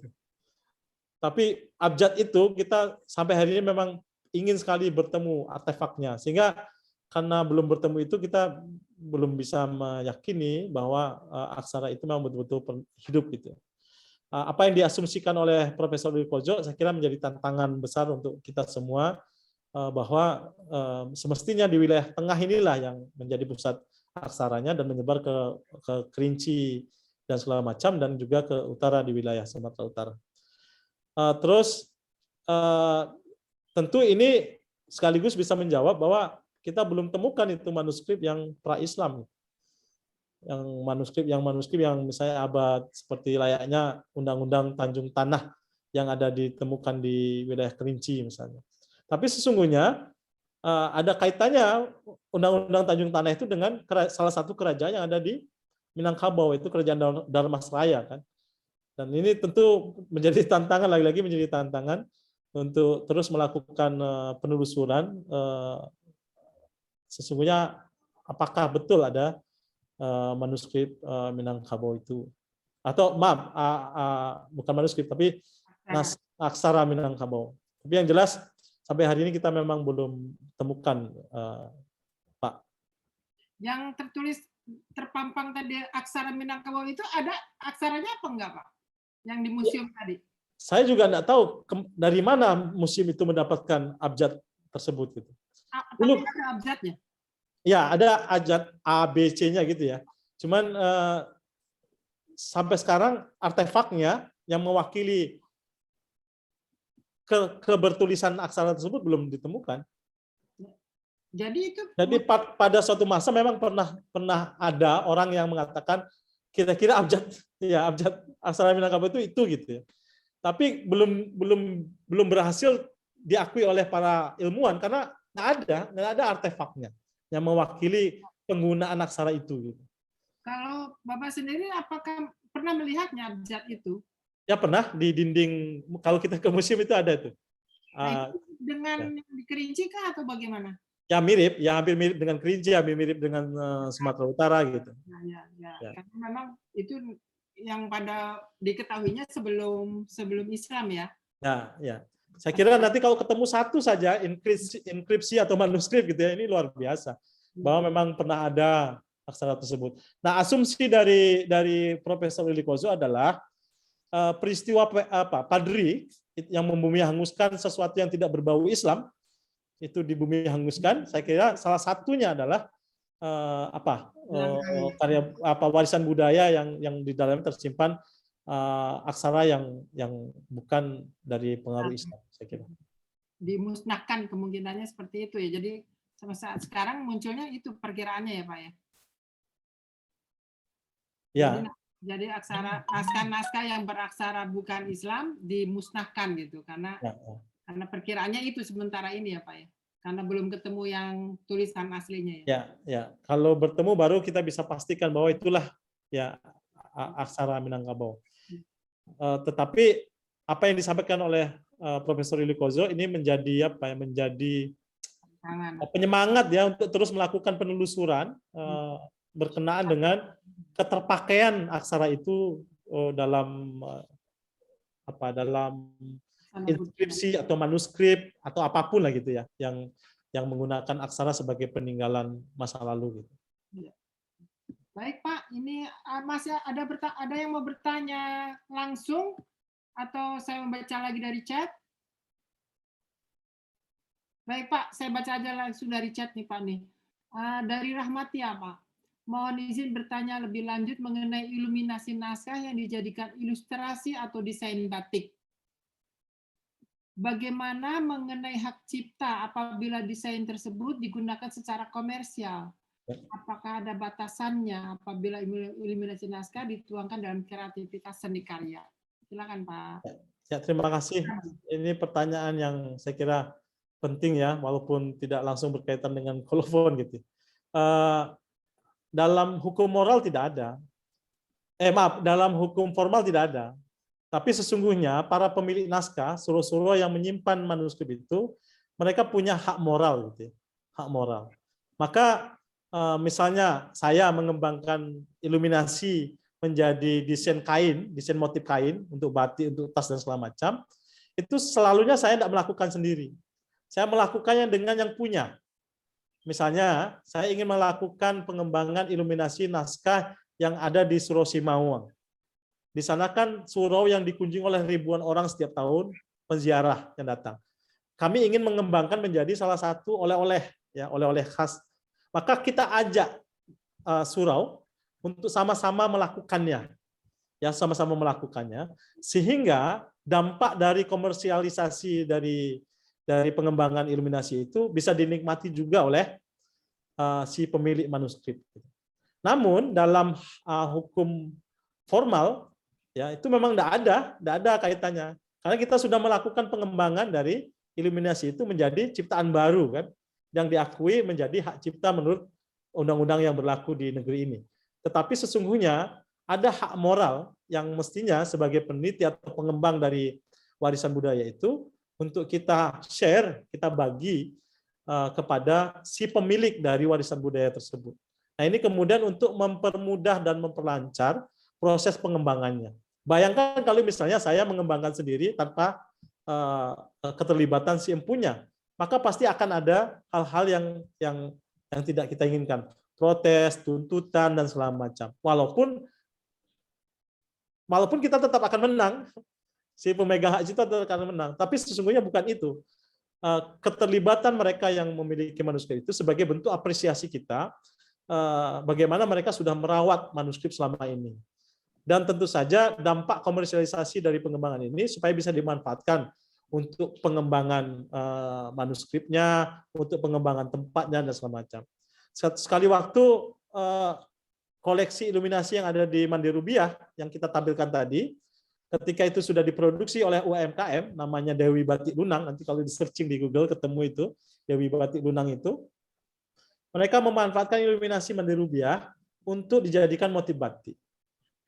Saya hanya minta waktu itu kepada istri Bupati, selaku Ketua Dekranasda setempat, saya minta supaya ada bagian yang bisa di-share kepada pemilik manuskrip untuk pelestarian manuskripnya. Setidaknya untuk pelestarian manuskripnya. Nah, ini juga cita-cita awal kita sebetulnya sebagai peneliti naskah, kan nggak punya impian untuk komersialisasi dari dampak pengembangan manuskrip. Waktu itu hanya sebagai pintu masuk untuk memberikan pemahaman kepada pemerintah daerah bahwa di wilayahnya ada manuskrip, tolong dipelihara. Karena selalunya ada pertanyaan yang sangat praktis kan, kalau kita pelihara, apa dampaknya untuk kita? Maka paling tidak, ini loh dampaknya ekonomi kreatif. Gitu. Maka dari situ kita bisa lebih mudah mengatakan kepada pemerintah daerah bahwa di wilayahnya itu ada manuskrip, pelihara dan selamatkan. Sehingga bisa mereka membuatnya dalam seperangkat kegiatan yang bisa dititipkan ke beberapa dinas yang relevan. Salah satunya adalah Dinas Perpustakaan dan Kearsipan di masing-masing kabupaten kota. Atau dinas-dinas yang di bawahnya ada bidang-bidang kebudayaan. Karena bagaimanapun, kalau dia Dinas Perpustakaan dan Kearsipan, ada Undang-Undang Perpustakaan nomor 47 tahun 2007 itu yang memberikan amanah undang-undang untuk menyelamatkan naskah yang ada di wilayahnya. Kalau dia di dinas yang di dalamnya ada bidang kebudayaan, ada Undang-Undang nomor 5 tahun 2017 tentang pemajuan kebudayaan yang juga mengamanahkan kepada pemerintah daerah untuk melakukan pelestarian, penyelamatan, dan pengembangan objek pemajuan kebudayaan. Salah satunya adalah manuskrip. Mungkin itu yang bisa saya jawab, Bu. Terima kasih atas pertanyaannya. Iya, terima kasih banyak, cukup jelas ya. Nah, ini ada pertanyaan lagi dari Putri Melina. Ya, Terima kasih, udah Kak. ya, Bu Rahmat ya, sudah ya. Sekarang mau tanya dari Bu Melina. Bu Melina bertanya, Pak Pram, dari surau-surau di mana saja itu yang banyak Bapak sebut tadi, apakah semua sudah didigitalisasi naskahnya? Dan kalau sudah ada, bagaimana, apakah dapat diakses, di mana dapat diakses? Terima kasih, Pak. Ya, terima kasih. Ada beberapa tempat ya untuk mengakses. Mungkin setelah ini saya bisa mengirimkannya. Ada beberapa website, misalnya dari apa yang dikerjakan oleh Ibu almarhum Dr. Zuriati dan tim pada waktu itu. Pekerjaannya ada 250 manuskrip dengan puluhan ribu lembar naskah, itu sudah bisa diunduh melalui EAP ya, Endangered Archive Program di Inggris, dan kita bisa mengunduhnya. Dan beberapa manuskrip pula yang dari Minangkabau yang sudah bisa diunduh di Kemenak ya, lektur ya. Nanti ketik naskah lektur keagamaan, nanti keluar websitenya. Di situ kita bisa mengunduh beberapa manuskrip koleksi yang ada di Sumatera Barat yang sudah didigitalkan. Dan tentu saja melalui Dreamsea ya. Dreamsea juga menayangkan digitalisasi yang ada di beberapa tempat, salah satunya juga dari Sumatera Barat. Selain itu, ya selain beberapa pekerjaan yang mendapat sponsor dan sudah ditayangkan secara online dan kita bisa mengaksesnya secara online, ada beberapa koleksi yang tidak di-online-kan karena pekerjaannya tidak mendapatkan sponsor apapun, tapi sudah kami lakukan. Itu bisa menghubungi kami di Minangkabau Corner saja, dan biasanya kita beri aksesnya, bisa dikirim, dan alhamdulillah banyak ini dari teman-teman yang mau menulis tesis dan disertasi memanfaatkan koleksi yang di luar dari naskah-naskah yang sudah di-online-kan tadi. Mungkin itu, Bu. Tapi sebelum yang pertanyaan yang lain, ini menarik ini. Ini kolega kami, Pak Muklis ya, Pak Muklis Awali. Ini menginformasikan bahwa aksara Minangkabau itu pernah ada menurut Ali Marajo. Ini mantan bupati 50 kota dan pernah saya undang khusus ya untuk menerangkan aksara Minangkabau antara ada dan tiada itu yang terdapat pada batu di daerah Lidah di Pangkalan. Aksara tersebut sudah pernah disesuaikan untuk menuliskan nama jalan di daerah Pangkalan. Saya lupa bahwa ternyata itu dari Ali Marajo, abjad-abjad yang terpampang di museum, tapi belum pernah saya langsung katakan, tolong beri kami artefaknya, informasi artefaknya, sehingga kita bisa mengatakan bahwa ini betul-betul aksara Minangkabau yang pernah terpakai. Tapi sampai akhir sesi pun saya tidak diberitahu, dan forum juga tidak diberitahu keberadaan artefaknya. Rahasia. Maka betul waktu itu saya bikin acaranya aksara Minangkabau antara ada dan tiada. Dan harapan kami betul-betul ada, sehingga ini menjadi temuan yang bagus gitu ya. Sebuah kebanggaan kultural dan identitas bahwa di Sumatera, ya, di Sumatera itu juga kaya dengan tinggalan aksara. Untuk yang teman kita yang bertanya barusan berkenaan dengan akses, ini Pak Munawar Holil, Ketua Manasa sudah men-sharekan ada beberapa website ya yang di dalamnya bisa kita telusuri manuskrip secara daring ya, dan itu gratis. Iya. Itu Bu. Pak Munawar Holil memang hadir. Terima kasih Pak Ketua Manasa yang baru. Nah, ini ada pertanyaan lagi nih dari Rakeman Jumaan dari Papua Barat. Nih, Assalamualaikum, Uda Pramono, apakah di antara semua naskah itu telah dilakukan kajian kodikologi? Semua naskah sudah dikodikologis belum? Sehingga dapat diketahui perkiraan usianya. Ya, jadi ini yang saya katakan tadi, kaya bahan miskin peneliti gitu ya. Jadi naskahnya banyak, tapi penelitinya sangat sedikit gitu. Termasuk kodikologi. Beberapa mahasiswa alhamdulillah sudah mulai. Terakhir itu mahasiswa kita melakukan penelitian terhadap iluminasi yang terdapat di salah satu naskah khutbah Bajelo yang tadi saya juga tampilkan panjangnya 6 meter lebih itu dilakukan risetnya. Dan ini alhamdulillah cukup baik ya respon teman-teman waktu menguji dan bagaimana dia bisa menjelaskan motif apa saja yang digunakan dan kira-kira maknanya secara semiotik ini apa, memanfaatkan motif itu dalam satu naskah. Dan kajian kodikologi ini sebetulnya menarik, terutama berkenaan dengan marginalia. Ada banyak manuskrip yang sudah ditulis oleh saya lupa menulisnya ya di majalah di jurnal Indonesia and the Malay World itu juga mulai kaya. Saya lupa tapi bisa dicek nanti. Beberapa tulisan-tulisan di pinggir-pinggir itu banyak sekali ditemukan di dalam Khasanah Naskah Minangkabau. Dan itu pun masih belum dilakukan riset terhadapnya. Dan tentu saja yang kaya itu watermark misalnya. Watermark juga belum mendapat perhatian para peneliti untuk membahas kekayaan naskah-naskah yang ada di Minangkabau. Dalam aspek kodikologi ya.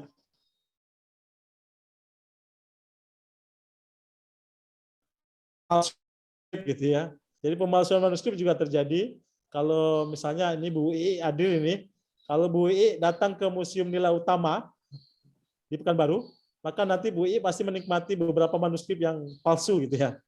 Kalau Bapak Ibu datang ke Museum Aditya Orman juga nanti melihat beberapa koleksi naskah yang palsu. Kolektornya satu gitu ya. Pelakunya satu orang gitu. Pelakunya dari salah satu kolektor yang ada di Sumatera Barat yang dia menjual naskah ke Museum Aditya Orman dan Museum Nila Utama. Ketika saya ke Museum Nila Utama, saya bisa tebak ini naskah pasti belinya dari Minangkabau. Ternyata betul. Karena salah seorang yang bisa memalsukan naskah itu ya.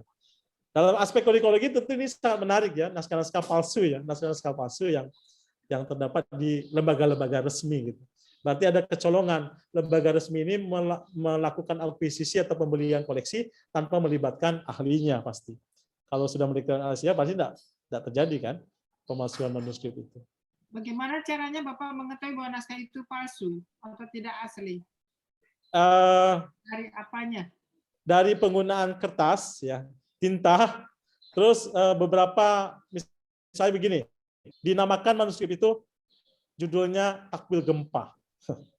Tapi ketika kita baca isinya tentang fikih. Kenapa dinamai takwil gempa dengan tulisannya hampir sama dengan tulisan aslinya? Karena katanya alasannya untuk meningkatkan harga, menaikkan harga gitu ya. Kalau dijuduli fikih kan harganya tidak begitu mahal. Tapi kalau dijuduli dengan takwil gempa, itu karena waktu itu pemerintah Sumatera Barat ingin mencari informasi tentang kebencanaan, maka harganya naik. Selain itu ada beberapa manuskrip yang jelas-jelas palsu dari bentuk kertas. Saya tanya betul kepada si pembuatnya, bagaimana bisa membuat kertas ini seakan-akan lama, yang membuat menjadikan bisa kita tebak sebagai peneliti naskah, bisa kita katakan itu naskah palsu dari penggunaan tintanya. Kertasnya dia buat seakan-akan lama, tapi tintanya dia tidak bisa palsukan, tinta lama misalnya. Jadi ada teknologi dengan teh, ya, teh yang pekat itu nanti disirapkan ke kertas, kertas itu dijemur dan segala macam. Dia ceritakan itu seluruhnya. Kenapa dia lakukan itu? Salah satunya katanya balas dendam, ya, balas dendam. Karena dulu saya pernah jual naskah yang tebal segitu juga harganya, yang tipis segitu juga harganya. Akhirnya dia naskah yang tebal dia pecah menjadi 3. Dia judulnya sesuka hati dia. Si pembeli, si kolektor ini langsung percaya saja, dibeli mahal. Maka ada naskah tiba-tiba judulnya misalnya pengobatan tradisional, tidak lengkap. Ketika kita baca, isinya bukan pengobatan tradisional. Ada kalanya tentang tasawuf, ada kalanya tentang nausaraf gitu. Tapi dia pandai meniru tulisan di situ untuk memberi judul tentang apa yang dia inginkan. Ini saya kira kalau kita sebagai peneliti naskah kita akan tahu betul bahwa ini naskah, tetapi teman-teman di museum mungkin tidak punya kemampuan untuk itu, untuk membedakan ini naskah asli dan naskah yang tidak asli. Makanya di museum perlu ada filolog ya? Saya kira menunjuk tim untuk menilai, tim penilai. Seperti yang dilakukan di Aceh, saya kira. Di Aceh itu untuk pengadaan museum, barang-barang museum, salah satunya manuskrip, itu ada tim penilai yang dibentuk untuk menilai barang yang akan diakuisisi. Apakah betul ini naskah yang betul gitu, ataukah ini naskah yang dibuat palsu gitu. Ya, itu celaka seperti itu. Boleh tanya Pak, kan beberapa tahun yang lalu itu marak tentang pembelian dan penjualan naskah. Kalau tadi kan contoh penjualan naskah dari orang Minang yang dengan sengaja membuat naskah, bukan naskah palsu sih, mungkin cuma naskah satu naskah tebal tadi seperti Bapak bilang dipotong-potong lalu diberi judul gitu ya, untuk mengelabui orang gitu ya. Nah, bagaimana sampai kalau sekarang Pak, apakah masih ada itu keadaan jual beli naskah dan sebagainya gitu di daerah Minang pada umumnya Pak? Ya, sampai sekarang masih ya. Sekarang masih. Dan terakhir kejadian ini sebetulnya setiap tahun kita temukan gitu. Dan kita kadang-kadang miris melihat fenomena ini. 3 atau 4 tahun yang lalu, saya tidak tahu persis tahunnya, tapi pernah kejadian begini. Ada informasi Al-Quran besar jatuh di ladang salah seorang di daerah Sirukam di Solo. Sebagai filolog gitu kan terpancing, ada Al-Quran jatuh gitu. Ini apa gitu. Akhirnya kita mendatangi tempat yang dikatakan Al-Quran jatuh itu. Sampai di sana saya langsung bisa menduga bahwa naskah itu Al-Quran yang ditulis baru, kertasnya bisa jadi lama. Saya baru tahu juga dari peristiwa itu, saya telusuri ternyata kertas-kertas lama itu masih dijual di Surabaya, Ibu. Di kertas-kertas lama dengan watermark itu masih ada beberapa pemain barang antik gitu ya, masih menjual beberapa jenis kertas itu. Dan dari tinta yang digunakan itu memperlihatkan bahwa naskah itu baru ya, baru disalin gitu. Dan waktu itu saya langsung mengatakan kepada si empunya, kalau begini biasanya ada kawannya. Al-Quran kecil atau barang-barang antik lain. Oh betul katanya. Saya dibawa ke pondoknya, langsung diperlihatkan ada samurai, ada cincin, ada Al-Quran kecil dan segala macam. Ternyata dia kolektor. Ya, dia kolektor. Saya tanya betul ya, pada akhirnya dia mengaku bahwa tujuannya memberi berita bohong tentang Al-Quran jatuh di ladang. Tiap hari banyak yang mengunjungi untuk melihat Al-Quran itu. Ternyata motif ini juga terjadi di Makassar, di Sulawesi Selatan, dan di beberapa tempat di Indonesia ternyata. Gunanya untuk menaikkan harga jual dari barang ini. Nah ini dari beliau saya mendapatkan banyak informasi ya, bagaimana jalur perdagangannya dan bagaimana dia mendapatkan dari manuskrip ini dan segala macam. Sampai sekarang masih berlangsung. Terutama yang sangat menyedihkan itu ketika dia mendapatkan pembeli dari wilayah lain ya, asing gitu. Kadang ada yang dari wilayah Singapura, kadang ada dari wilayah Selangor dan segala macam. Dan secara khusus saya pernah mewawancarai salah seorang kolektor dari Selangor gitu ya, yang dia baru saja membeli manuskrip di wilayah Aceh. Saya kaget juga dia bisa membeli manuskrip satu cover itu dari mana ya. Tapi paling tidak waktu itu saya sedang riset, memang khusus riset tentang perdagangan naskah, dan beliau mau bercerita ya tentang itu. Dan ini tentu susah ya menghambatnya, karena bukan prioritas juga, dianggap bukan prioritas ya. Yang kami lakukan adalah ketika kami tahu akan dijual, kami harus melakukan pembelian terhadap koleksi itu. Jadi dikhawatirkan daripada jauh, mendingan perginya ke Unan gitu ya. Daripada nanti jauh nah kemana, mendingan ke Unan. Tapi sempat saat kali waktu memang kita tidak berhasil melakukan pembelian karena harganya yang terlalu mahal. 2 orang naik haji ya. Berapa harganya 2 orang naik haji? Kalau 30 juta berarti 60 juta ya. 60 juta, 30 manuskrip. Waktu itu kita pernah sounding di Jakarta ke Badan Bahasa, ke Perpustakaan Nasional. Tapi kan prosesnya lama kan. Tahun ini dianggarkan tuh tahun besok. Dan kita tidak punya uang sebanyak itu, dan akhirnya tahun berikutnya kita punya uang, kita tanya ke kolektornya, tidak ada lagi. Ya, pembeli dari luar negeri ya, bukan pembeli lokal. Nah, ini saya kira tidak hanya di Sumatera Barat, di wilayah lain juga terjadi. Ya. Aceh juga terjadi. Gitu. Saya karena pernah mewawancari orang yang pernah membeli naskah di Aceh. Di Jawa apalagi, di Jawa. Di Palembang saya kira nanti Umi bisa menceritakan juga bagaimana praktik ini terjadi. Saya kira salah satu tema yang menarik juga untuk kita diskusikan adalah perdagangan naskah ini. Perdagangan dan pemalsuan naskah. Yang tadi itu tidak hanya sekedar memalsukan judul, Ibu, dia juga memalsukan manuskripnya dengan teknologi ya seperti fotokopi itu ya, menyablon gitu ya, menyablon tulisan naskah lain. Jadi satu naskah itu bisa sampai 10 dia. Sampai 10 manuskrip gitu. Jadinya barang jadinya. Nah, enggak tahu teknologinya apa gitu ya. Tapi yang jelas harus tanya betul bagaimana cara dia membuat itu gitu. Pemalsu itu ya, hebat. Tapi saya sendiri juga pernah mengalami, Pak, saya ditawarin naskah sendiri dengan harga 3M. 3M mula-mula 2,5M, gara-gara saya tanya dia langsung naik jadi 3M. Lalu di Kalimantan penelitian saya juga pernah, Pak, ditawari satu Quran dengan harga 50 juta. Ya, di Kalimantan Barat biasanya Bu ya, di Pontianak. 50 juta. Ada ininya, saya kenal juga orangnya, betul jadi narasumber saya waktu di Ya. Kalimantan. Dan naskah Quran 50 juta. Kalau dijual ke, dia bilang kenapa jualnya ke orang asing ya, di situ dia sebut langsung Malaysia, Brunei begitu. Dia bilang kenapa jual ke tempat orang asing, dia bilang ya habis orang Indonesia pelit Bu, kalau beli naskah paling mahal 2 juta. Ya, murah-murah ya, maunya banyak tapi murah. Ya, paling enggak katanya paling mahal 2 juta, wah nggak cukup kalau orang mereka katanya bisa puluh juta mereka keluarkan nggak masalah. Nah, ini memang problem untuk kita, mungkin satu saat kita akan bikin satu acara yang memang betul idenya Pak Pram tadi, tentang persewaan, pembelian dan jual beli juga pemalsuan naskah, karena di Banyuwangi juga terjadi yang seperti itu, pemalsuan luar biasa. Dan ini bukan cuma di zaman bahula di tempat filologi itu berasal kisah pemalsuan, tapi bahkan sampai sekarang masih berlangsung. Jadi berarti continue ya Pak ya.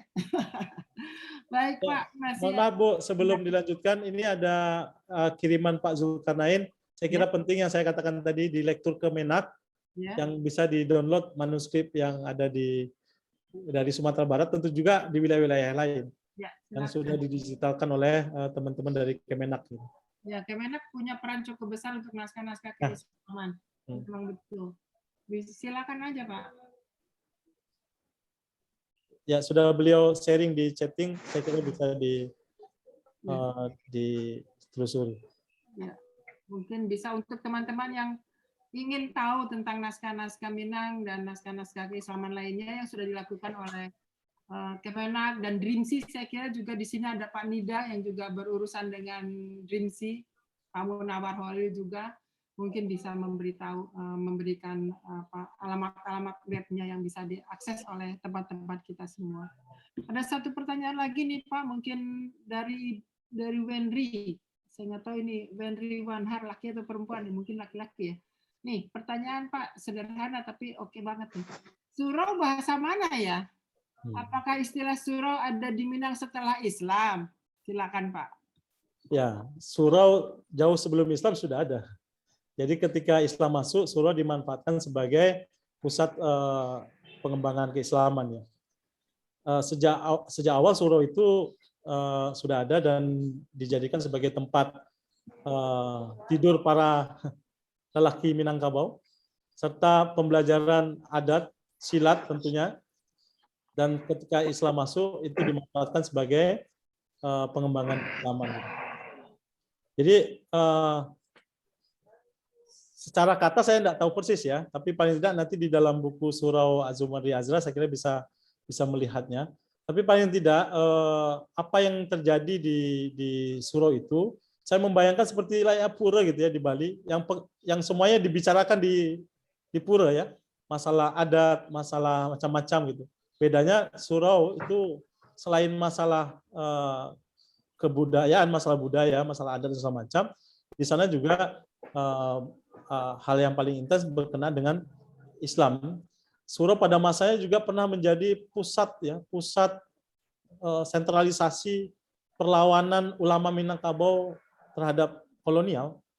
Jadi mereka ada beberapa petugas khusus ya, itu biasanya untuk mengawasi surau pada masa kolonial, karena di dalam surau terjadi sebuah dinamika pemikiran untuk melakukan perlawanan terhadap penjajahan. Dan yang menarik di surau juga beberapa karya atau naskah berkenaan dengan informasi peran serta atau sumbangsih ulama untuk melawan kolonial ini juga bisa kita lihat. Baru-baru ini saya melakukan transliterasi naskah yang insya Allah akan diterbitkan oleh Perpustakaan Nasional tahun ini tentang syair seorang ulama yang dikejar oleh kolonial gitu. Jadi ulama ini menulis syair yang begitu panjang syairnya sewaktu dalam pelarian dikejar-kejar oleh pemerintah Hindia Belanda.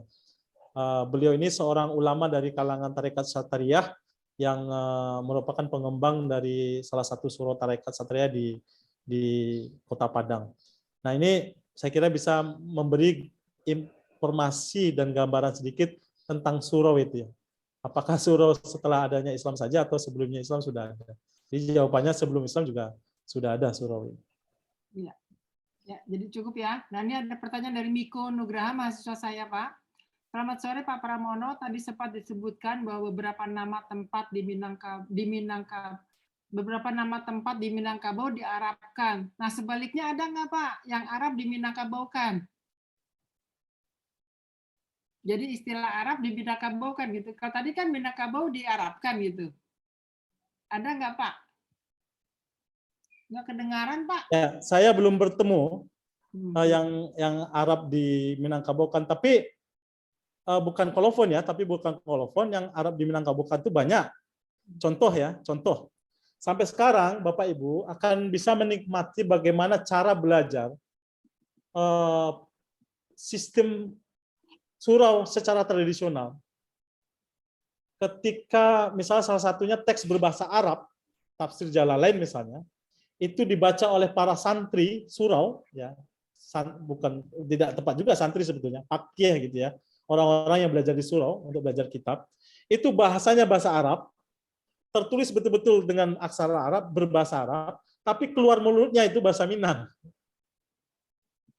Tertulis dalam bahasa Arab, tertulis dengan aksara Arab, berbahasa Arab, tapi keluar dari mulutnya berbahasa Minang. Bismillahirrahmanirrahim itu nanti bacanya bukan Bismillahirrahmanirrahim, tapi dengan nama Allah, keluarnya bahasa Minang itu unik sekali, semacam bunyi-bunyi yang berbentuk syair gitu ya, mereka hafalkan, dan itu masih bisa kita temui di beberapa tempat gitu ya, walaupun tidak banyak gitu, sedikit sekali. Salah satunya adalah di Surau Simawang di Sijunjung, itu masih ada satu bentuk pembelajaran yang gurunya sambil ngantuk-ngantuk gitu ya, si muridnya nanti membaca hafalan tafsir Jalalain yang keluar dari mulutnya itu berbahasa Minang, tapi sesungguhnya yang dia baca itu adalah berbahasa Arab gitu. Itu terjadi, masih ada sampai sekarang. Dan informasi yang berkenaan dengan kolofon yang bahasa Minang diarabkan memang belum bertemu ya. Maaf, yang bahasa Arab diminangkan, tetapi yang terjemahan bahasa Arab yang tidak kolofon banyak. Misalnya naskah-naskah berbahasa Arab yang itu diterjemahkan oleh ulama-ulama lokal itu cukup banyak. Terutama menerjemahkan misalnya berkenaan dengan beberapa kutipan ulama Timur Tengah, atau berkenaan dengan dalil, atau berkenaan dengan beberapa pembelajaran-pembelajaran yang berkaitan dengan fikih dan segala macam, itu banyak dilakukan penerjemahan-penerjemahan oleh ulama-ulama lokal Minangkabau. Mungkin itu, Ibu. Ya, baik, ada lagi pertanyaan Pak berkenaan dengan kolofon nih. Dari kolofon naskah Minangkabau ini dari Devianti Pak. Dari kolofon naskah Minangkabau yang sudah disebutkan, apakah ada pola tertentu dalam penulisannya? Apakah ditemukan stereotip dalam penulisan kolofon naskah Minang? Ini supaya bisa dibandingkan dengan naskah-naskah lain katanya. Ada nggak polanya Pak atau stereotipnya Pak? Ya, polanya sama ya dengan hampir seluruh khasanah naskah Melayu gitu. Ada kalanya kolofon itu ditulis dalam final paragraf ya. Final paragraf itu masih di akhir dengan penulisan mengkerucut ya, seperti yang saya tunjukkan tadi beberapa, ada yang di akhir penulisannya mengkerucut. Tetapi banyak juga kolofon yang kita temukan tidak di akhir, tetapi justru di awal gitu ya. Di awal di dalam dalam beberapa naskah. Dan ini saya kira apa yang dikatakan oleh Hongri itu sebagai sebagai tradisi manuskrip Islam ya, yang menuliskannya tidak hanya di final paragraph, tetapi dia di awal gitu. Ada kalanya juga di akhir, tapi tanpa menggunakan tanda mengkerucut gitu ya. Tanda mengkerucut dia di akhir, terutama naskah-naskah yang berbentuk syair ya. Biasanya di 2 atau 3 bait sebelum syair berakhir, dia dalam 2 atau 3 bait terakhir itu dia katakan, habislah tinta untuk habislah dakwat untuk mensurat bla bla bla tanggal sekian, itu biasanya disebutkan di 2 atau 3 paragraf bait terakhir dalam bentuk syair. Artinya beberapa fenomena bentuk-bentuk kolofon itu juga bisa kita lihat di Minangkabau. Tidak ada ciri khas ya yang dalam hal bentuk. Tapi dalam hal isi saya kira ini sangat beragam ya, sangat beragam. Saya kira melebihi beragamnya apa yang dikatakan oleh Pak Hongri. Ada beberapa misalnya ada informasi tentang si penyalin, ada informasi tempat dan segala macam, tapi sesungguhnya ada peristiwa sejarah, ada peristiwa kepemilikan, ada sebuah informasi yang berkenaan dengan hal-hal tertentu gitu yang dari kolofon Minangkabau itu yang kita bisa melihat dinamika kelokalan gitu ya, dinamika kelokalan yang dari kolofon itu bisa menjelaskan banyak hal, tidak hanya pada aspek sejarah manuskripnya, tapi justru di luar itu kita bisa mendapatkan informasi dari penulisan kolofon ini. Nah, tentu karena saya belum membaca seluruhnya, masih dalam satu folder khusus yang akan dibaca dalam waktu yang cukup panjang ke depannya. Dari apa yang sementara yang saya kumpulkan itu, baik bentuk dan isinya sangat beragam, penggunaan bahasanya juga yang seperti saya katakan tadi, mengarabisasi, ini paling cenderung ya terjadi mengarabisasi informasi lokal oleh ulama-ulama Minangkabau. Ini saya kira ada gejalanya tentang kemampuan ada kaitannya dengan bagaimana tren pada waktu itu ya, pada tren penggunaan bahasa Arab gitu. Jadi beberapa manuskrip itu tentang perdebatan misalnya, itu yang mensyaratkan dalam tanda kutip kemampuan bahasa Arab tertentu, orang tertentu baru bisa diajak berdebat. Kalau dia tidak punya kemampuan berbahasa Arab yang bagus, ngapain diajak debat? Berarti kan dia tidak membaca kitab-kitab yang berbahasa Arab. Gitu.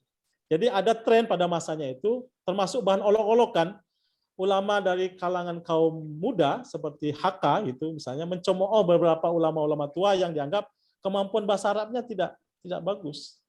Jadi ibaratnya kalau sekarang bahasa Inggris kali ya. Bahasa Inggris yang kemudian kita dari itu kita bisa melihat kemampuan seseorang. Bahasa Inggrisnya bagus. Pada masanya saya kira ini ada fenomena juga penulisan atau mengarabkan hal-hal yang lokal, nama tempat, nama orang, nama wilayah dan segala macam itu. Saya kira tren bahasa Arab di kalangan ulama pada waktu itu. Dan bahasa Arab dalam sistem pendidikan surah itu kan disebut sebagai ilmu alat ya, ilmu alat yang itu harus dikuasai dulu untuk kemudian belajar yang ilmu yang lainnya. Sehingga dari hampir seluruh wilayah tempat-tempat yang kita tunjukkan tadi, salah satu koleksi mereka pasti ada nahwu sorof, pasti ada kitab-kitab yang berkenaan dengan ilmu alat tadi. Karena itu satu kitab yang paling penting yang untuk diajarkan pertama kali orang-orang yang akan belajar fikih, orang-orang yang akan belajar tasawuf dan segala macam. Jadi perbendaharaan koleksi nahwu sorof ini mendominasi karena dia hampir setiap koleksi ya. Biasanya yang paling ada, yang harus ada itu bukan yang harus, tapi yang selalu kita temukan nahwu sorof, mantik, ma'ani, balaghah gitu ada. Terus nanti disusul tafsir dan Al-Qur'an ada, dilanjutkan dengan fikih. Dan beberapa surah yang khusus mempelajari tasawuf, beberapa koleksi tasawufnya juga signifikan jumlahnya. Ini itu, Bu. Ya. Ada satu lagi Pak pertanyaan yang tersisa. Mudah-mudahan Bapak masih punya energi untuk menjawab. Ini tentang iluminasi. Jadi iluminasi naskah Minangkabau itu apakah ornamennya itu merupakan motif-motif asli Minang ataukah ada pengaruh dari tempat lain atau daerah lainnya begitu Pak? Silakan. Ya. Secara khusus memang belum ada yang melakukan riset gitu ya. Yang baru memang melakukan riset itu setahu saya almarhum Dr. Zuriati menganalisis beberapa sebagian kecil dari iluminasi naskah Minangkabau. Nah, apakah menggunakan motif-motif lokal? Jawabannya iya. Karena dengan itu kita bisa membedakan dengan naskah Aceh, Palembang dan naskah yang lainnya. Ketika ada dua naskah yang sama-sama beriluminasi, maka kita akan bisa katakan itu naskah Minang, ini naskah Aceh. Karena dia menggunakan yang motif-motif yang sangat lokal. Motif lokal yang digunakan beberapa di antaranya menggunakan motif yang ada di rumah gadang. Tetapi tidak seluruhnya. Malah ada banyak motif yang ada di desain iluminasi tidak ditemukan dalam motif rumah gadang. Nah, tentu saja menggunakan beberapa ornamen-ornamen lokal. Misalnya motif bunga seroja ya. Teratai maksud saya. Jadi teratai atau seroja itu digunakan sedemikian rupa dalam khasanah manuskrip Minangkabau karena ada makna khusus ya dalam teratai ini. Teratai itu hidupnya di kolam, dalam kondisi air bagaimanapun dia tetap datar kan. Mau airnya penuh, mau airnya surut, dia tetap menunjukkan kesahajaannya. Jadi ini menggambarkan bagaimana sosok ulama gitu, sosok pemimpin gitu. Dalam kondisi apapun dia harus menampilkan kesahajaannya. Maka teratai kita bisa temukan tidak hanya dalam manuskrip, malah ada beberapa surah tua itu di beberapa tiang atau apanya ada hiasan bunga seroja ini. Dan tentu kalau kita bandingkan mana yang lebih kaya iluminasi naskah kuno atau rumah gadang gitu. Sama-sama kayanya. Karena ada bagian yang diiluminasi tidak ditemukan di rumah gadang. Tetapi bagian yang ada di rumah gadang hampir seluruhnya bisa kita iluminasi manuskrip. Dan pertanyaannya sampai kini, siapa yang membuat itu ya? Pasti diupahkan. Kenapa saya yakin itu diupahkan? Karena saya temukan beberapa manuskrip yang masih kondisi desain gitu ya. Desain yang belum selesai. Atau tidak punya uang untuk melanjutkan diupahkan, atau memang kira banyak pertanyaan-pertanyaan yang bukan pada desain-desain yang belum selesai. Kadang hanya baru pola garis dan belum ada hiasannya. Beberapa manuskrip kita temukan seperti ini. Dan tentu ini menjadi tema yang menarik ya untuk dilakukan riset gitu. Kalau sabar-sabar saya kira bisa mendapatkan informasi nih. Siapa dulu kira-kira orang yang ditugasi gitu ya, atau yang mendapat tugas untuk melakukan iluminasi. Tapi yang penting saya sampaikan pada sore ini adalah apa saja manuskrip yang mengandung iluminasi. Manuskrip Minangkabau, ini Minangkabau ya, manuskrip Minangkabau yang memiliki iluminasi adalah naskah-naskah yang digunakan untuk pada momen-momen tertentu. Khutbah misalnya, naskah dipakai terus. Naskah selawat Nabi, ini akan dipakai terus pada saat perayaan Maulid Nabi. Tafsir Al-Quran, naskah-naskah yang terus-menerus digunakan. Naskah-naskah yang terus-menerus digunakan, kebanyakan dan naskah-naskah yang terus digunakan dan pada momen-momen tertentu ini rata-rata menggunakan iluminasi gitu. Awalnya saya hanya berpendapat Al-Quran, tetapi ternyata baru-baru ini kita temukan tafsir Al-Quran yang terutama koleksi surah Parak Pisang yang sudah didigitalkan oleh program DIMSI tahun yang lalu. Dan tentu saja ini kaitannya juga dengan kenapa lebih indah naskah yang khutbah Bajelo yang panjang-panjang itu lebih indah dibandingkan iluminasi yang lainnya. Pertama, saya kira space tempat untuk membuat iluminasinya atau hiasannya, tapi kaitannya juga tentang ini dinamika Islam lokal, bahwa ada perdebatan pada waktu itu mana yang sah, khutbah berbahasa Arab atau berbahasa Melayu. Salah satu untuk membuktikan bahwasanya ajaran khutbah berbahasa Arab itu yang lebih benar, yaitu ada artefaknya gitu ya, ada artefaknya yang selalu digunakan dan itu hiasannya cantik sekali dan hampir rata-rata sekarang tidak digunakan karena sayang kan, membuka terus-menerus akan mengakibatkan kerusakan. Biasanya mereka membuat menjadikan tiruannya yang ini rata-rata dibuat oleh khalifah keturunan dari Syekh Burhanuddin yang diminta untuk membuat naskah-naskah khutbah yang Bajelo yang jatuh ya, ketika membaca itu dia jatuh gitu ya. Dan itu berbahasa Arab. Sampai sekarang perdebatan itu masih berlangsung dan sebagian besar khasanah manuskrip Minangkabau atau khasanah naskah Minangkabau itu lahir karena adanya perdebatan itu. Karena ada perdebatan tentang penentuan awal bulan, lahirnya kitab takwim, kitab macam-macam. Perdebatan tentang Maulid Nabi, lahirlah syair yang mengkritik Maulid Nabi, syair yang mengatakan bahwa perayaan Maulid Nabi itu betul. Perdebatan tentang beberapa hal tentang tasawuf, tentang macam-macam ziarah dan semacam itu juga melahirkan satu manuskrip di kubu yang menganggapnya tidak benar, lahir juga lah naskah yang melawannya. Ada yang satir dan ada yang apologetik. Jadi dua-dua ini lahir dari dinamika Islam lokal yang berdampak positif terhadap lahirnya banyak manuskrip yang kita bisa temukan pada hari ini. Ini untuk Minangkabau yang saya lihat. Satu lagi nih Pak, pertanyaan ini dari saya ya. Tadi kan Bapak bilang bahwa naskah-naskah beriluminasi pada umumnya adalah naskah-naskah tertentu tadi seperti khutbah, seperti pokoknya beberapa tadi.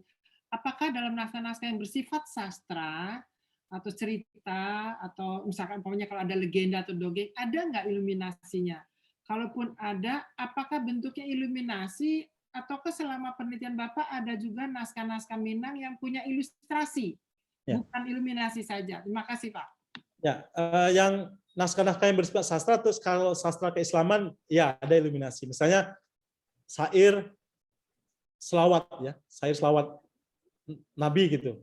Naskah ini ditemukan iluminasinya sangat cantik gitu ya di Bonjol.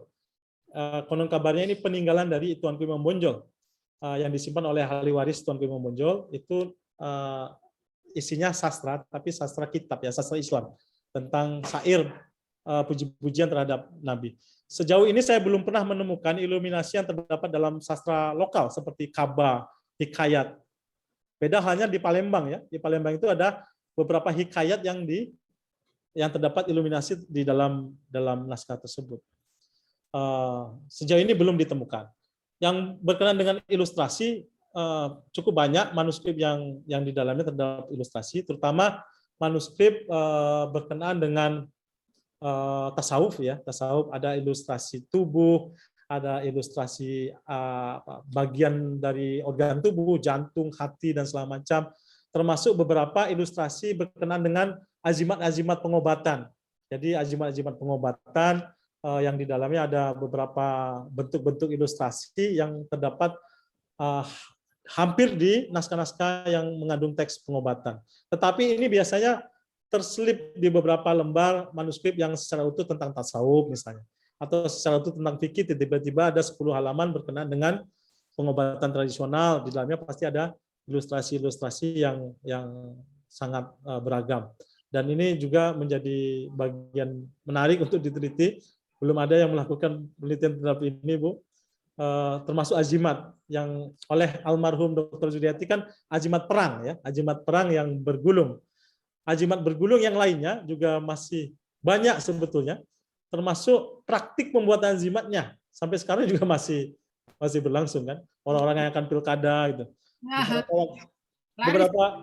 Beberapa waktu yang lalu saya menemani seorang teman ingin meneliti tentang bagaimana kaitannya orang pintar dengan para politisi gitu ya. Mereka biasanya memesan azimat untuk ini, untuk menang pilkada yang maharnya sampai 7 juta atau 12 juta gitu ya. lumayan juga. Dan itu fenomenanya ada, jadi menarik untuk kajian ilmiah saya kira. Ya. Orang yang politisi yang kita anggap sangat ilmiah itu juga melakukan praktik-praktik itu. Belum tentu politisi ilmiah, anak aja. Oke. Baik, terima kasih banyak. Tepat jam 4 sore sudah selesai. Kalau masih ada pertanyaan, mungkin masih bisa langsung ditanyakan. Apakah masih ada yang ingin bertanya? Pertanyaan di chat sudah saya tanyakan semua. Terakhir tadi dari Haikal, dari Novel. Ya, silakan yang lain kalau masih ada. Saya beri kesempatan satu penanya lagi. Kalau tidak ada, baiklah. Pak Pramono, terima kasih banyak. Perjalanan hari ini melanglang buana ke dunia Minang dalam bentuk naskah tentang hutan rimba. Kita jelas lihat begitu hebatnya naskah-naskah Minang. Kita harap Bapak Ibu sekalian dan mahasiswa senang mendengarnya. Kalau saya sih senang banget karena saya nggak perlu ke sana, saya sudah dapat ilmunya gitu ya. Terima kasih banyak atas bantuan Pak Pramono. Semoga apa yang disampaikan Pak Pramono menjadi barokah untuk kita semua dan kita semua mendapat sesuatu yang bermanfaat dengan apa yang disampaikan Pak Pram. Bapak Ibu sekalian, para mahasiswa, minggu depan kita libur, bukan libur, kuliahnya jalan terus, tapi ceramahnya libur dulu. Kita akan bertemu lagi pada tanggal 27 November untuk naskah Riau. Dan kemudian nanti akan dilanjutkan dengan naskah Betawi dan yang terakhir naskah Aceh untuk kuliah, untuk webkul pada semester ini. Kepada Pak Pram, saya ucapkan terima kasih banyak. Kita semua mengucapkan terima kasih atas Sama-sama, terima kasih. Pak Pram. Semoga apa yang diberikan, disampaikan menjadi berkah dan manfaat buat kita semua. Terima kasih.